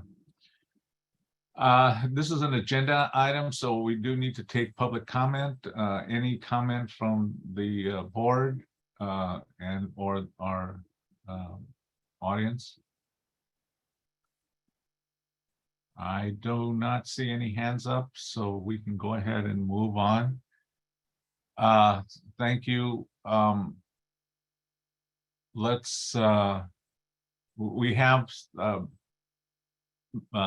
committee, liaisons and other committees reports to talk about. I was unable to attend the president's meeting for this agenda item number 12. So can we, Thomas, were you able to attend? I was just out of communication on that particular date. I was, most of the things, like the big celebration this weekend have taken place. There were PowerPoint presentations, some on the port, which I'll be sharing in the port committee. So those will be uploaded if people want to see. But in the interest of time, I don't think there's anything of great interest to this body. Terrific, thank you. I know we've moved over to Melanie's, I see a budget and finance thing here. Melanie, Yeah, this is the report. It's just basically, it's nothing other than MPGs, just for FYI. We are not going to do them until after the first of the year because we were going to add more money to them with rollover funds, but because we don't have rollover funds, we decided we're going to wait. okay, thank you. Agenda, please. All righty. Public safety, quick report. Public safety was our town hall for the Harbor Area Rec and Park Public Safety Town Hall. That went really well. We had a large turnout. The only disappointment, I think, and it's something we're going to have to address, and we're in the process of trying to schedule the debriefing for the ad hoc group. But at the last minute, 45 minutes before the town hall was to take place, Rec and Park executive offices decided to cancel. And that was just really disappointing because the way it was explained by Deanne Dedman was that he had another meeting that came up. And so no one from his office was going to attend. And so that was really disappointing that we weren't taking that seriously. And so we have options of going to the commissioner as well, and pushing along, because it's going to come down to budget is what it's going to come down to make these changes. We are going to need budgetary adjustments for any type of change to occur, and the commission is the final say. So there's a lot of more work to be done. As far as CPAB, it was a really short CPAB this last time. They were number 4 still in crime and increase in guns in the street, but a couple of arrests have made the numbers go down. That's what he said. Burglaries have increased in businesses. And so what they're doing is working with getting lighting and cameras in a lot of businesses. More motor vehicle thefts are increasing again in catalytic converters. They're going to be doing another club thing handout again soon here, as well as recommending people get clubs for their cars, quit leaving stuff in their cars. Also, the other thing that they're doing now is to steal the catalytic converters because they're getting caught in people's driveways and stuff because of personal cameras. They're just stealing the whole car and then going and taking the converter off the car and abandoning the car, which is crazy when he said that. They did updates on the chase where the guy shot back at officers and he ended up dying. One problem that this is a disappointment to me is they had several vacancies for SLOs. They're all been acting SLOs. And what happened is they got money and approval to fill permanent SLO positions. So they're permanent, because when they're acting, they don't get paid the SLO pay. They're just paid their regular pay when they're acting. When they get the permanent position, then they get a higher ranking promotion pay. And so Northwest is the only area that has an acting SLO. Everybody else got permanent positions. We're the only one that has an acting one. So that's something that maybe needs to be addressed going forward. And that's it.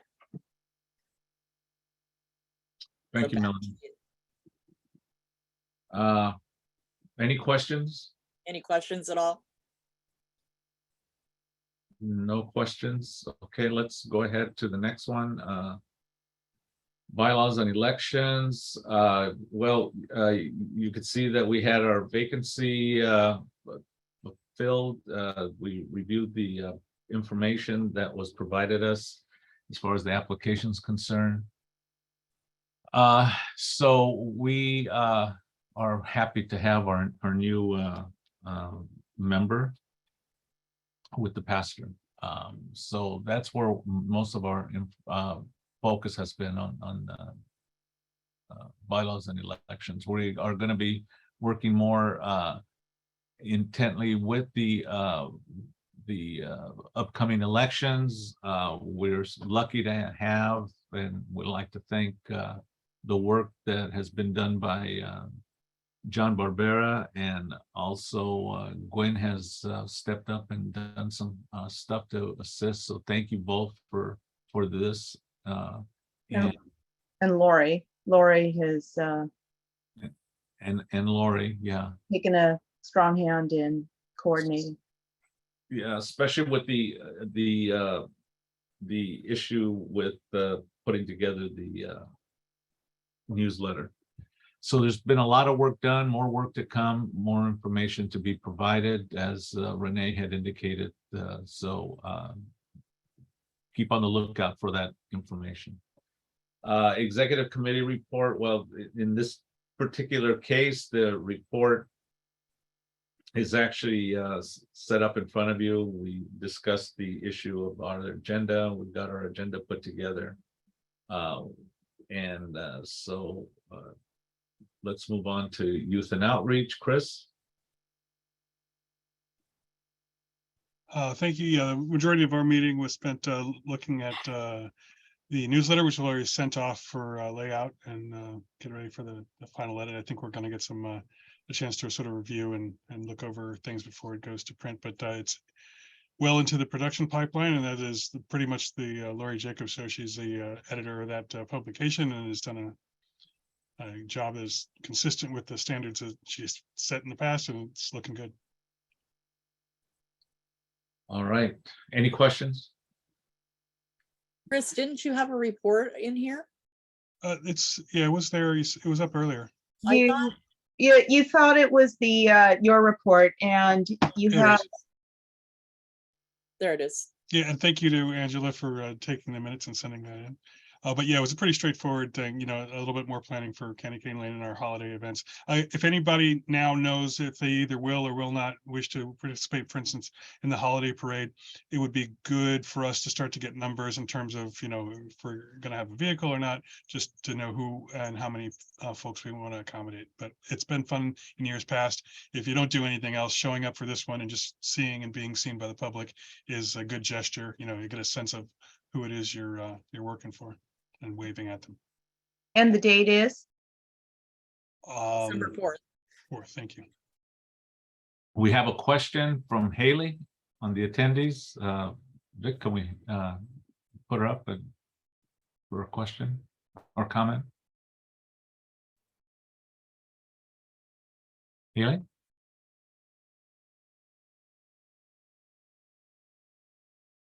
Hello, Haley. You are muted.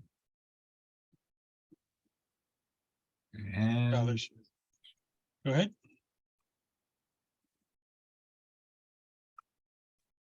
They disappeared. Yeah. Well, I can see. She's on the panelist. Yeah. She just got to unmute. Now Oh, she's hi, on sorry. I wasn't able to unmute my thing, so I had to go to my settings. Sure. I thought this meeting was supposed to end at 9, but I was just wondering, was it supposed to end at 9 or was it supposed to go on longer? Yeah, that is the schedule. Sometimes this is unusually long, but typically that's around when we're done, but this one's a little bit longer. Also, this is gonna count for hours for the AP Gov class, right? Yep. Yes. Okay, and you guys just needed our emails to double check that we were here? No. Just your name. Melanie has been taking names down for all the people, and she'll report back. Okay. Okay, thank you. Oh, if there's more than one Haley, you might add your last name so she gets it right. Oh, how do I add my last name? Just tell me it, Haley. I'm It's right. Haley Olson. Okay. Thank you. Gotcha. Thank you, Haley. Okay, let's go back to the agenda and planning and land use. Diana's not here, so I don't think we have anyone. Will someone report on planning and land use? I see a report up. Anyone gonna? No?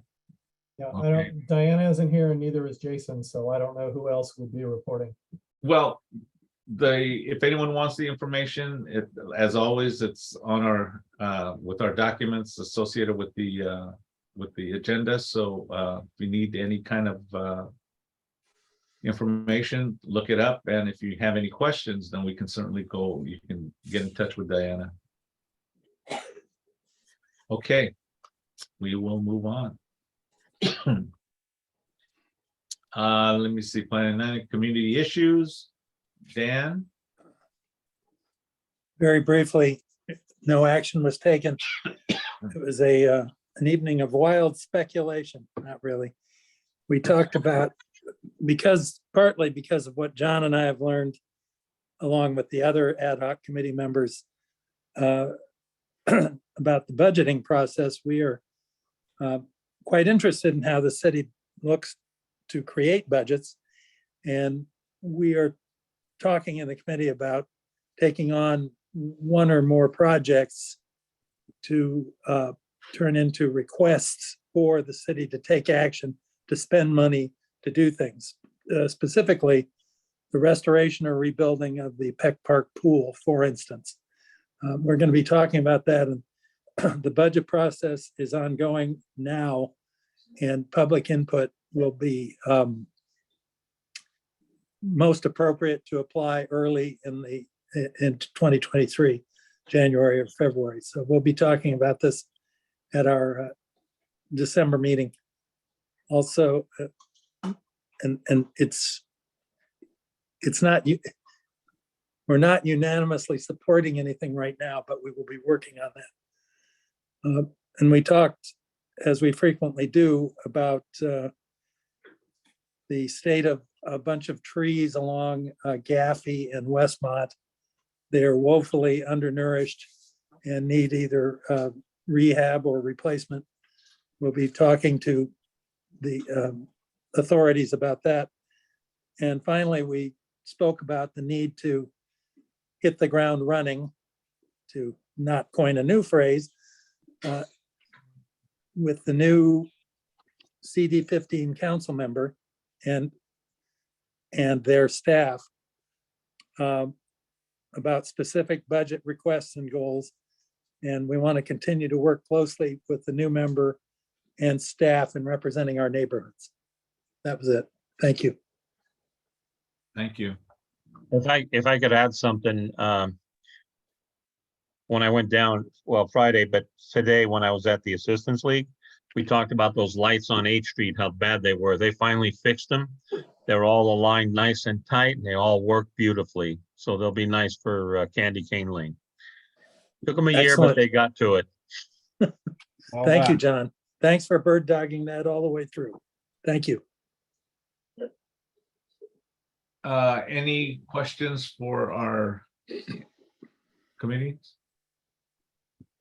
I don't see any hands up. Port and Environment and Sustainability Committee. Ray, if I may, I need to check out. Okay, Thank you. Thanks, everybody. Good night. Good night. All right, thank you. We've already heard an announcement from Gwen Henry on the upcoming event. So in the interest of time, I'll hope that you remember or watch the Zoom, unless somebody has a specific question. In our last meeting, we had no action items. There was nothing coming to us from the joint committee. I attended the joint committee last week, or at least first 3/4 of it, and there were no pending action items. So I have no action items from the committee to bring to the board today, as you can tell from the agenda. But I did want to highlight that at the president's meeting I attended, I did invite Chris Cannon, who's a legal expert, to come talk to our committee. The committee has been interested in what's upcoming environmentally. And at least on the call, he expressed a willingness to come. And then Augie, who's the community affairs advocate, who then wants me to route the Chris meeting through him. So Augie's invited for tomorrow's meeting. That's 6:30.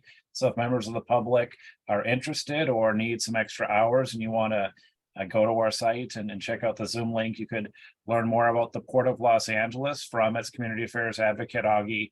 And he's going to be on early in the agenda because he has another neighborhood council to go to at 7. So come early to hear him. And then we'll be, interested to see if members of the public have things, that they want us to address. My other priority is just to look at the PAP funding and to, make sure we're advocating to get the maximum funding for Northwest San Pedro. Any questions? Thomas, Gwen has her hand up. Gwen? I had an addition to that. So another thing is we'll be discussing, there were 2 resolutions that 2 of the members were working on.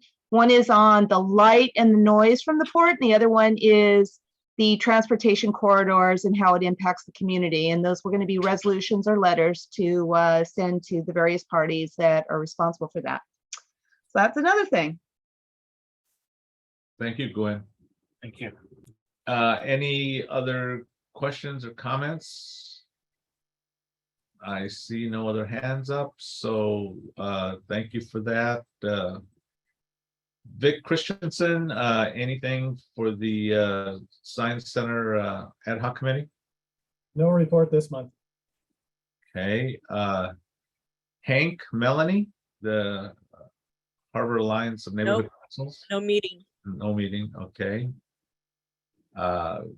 What else do we have? Any liaison reports? LADWP or Public Works? Dan or Dan just dropped off, so Chris and Public Works? No report. Okay. Item 15, any announcements for future agenda items? I see no hands. Another opportunity for general public comment on non-agenda items, item 16. I see no hands. Our next meeting is on December 12th at 6. And without objection, I'd like to adjourn this meeting at 9:21. Thank you all for being here. Good night. Good night, everyone. Good Thank night. you. Good night. Thank you.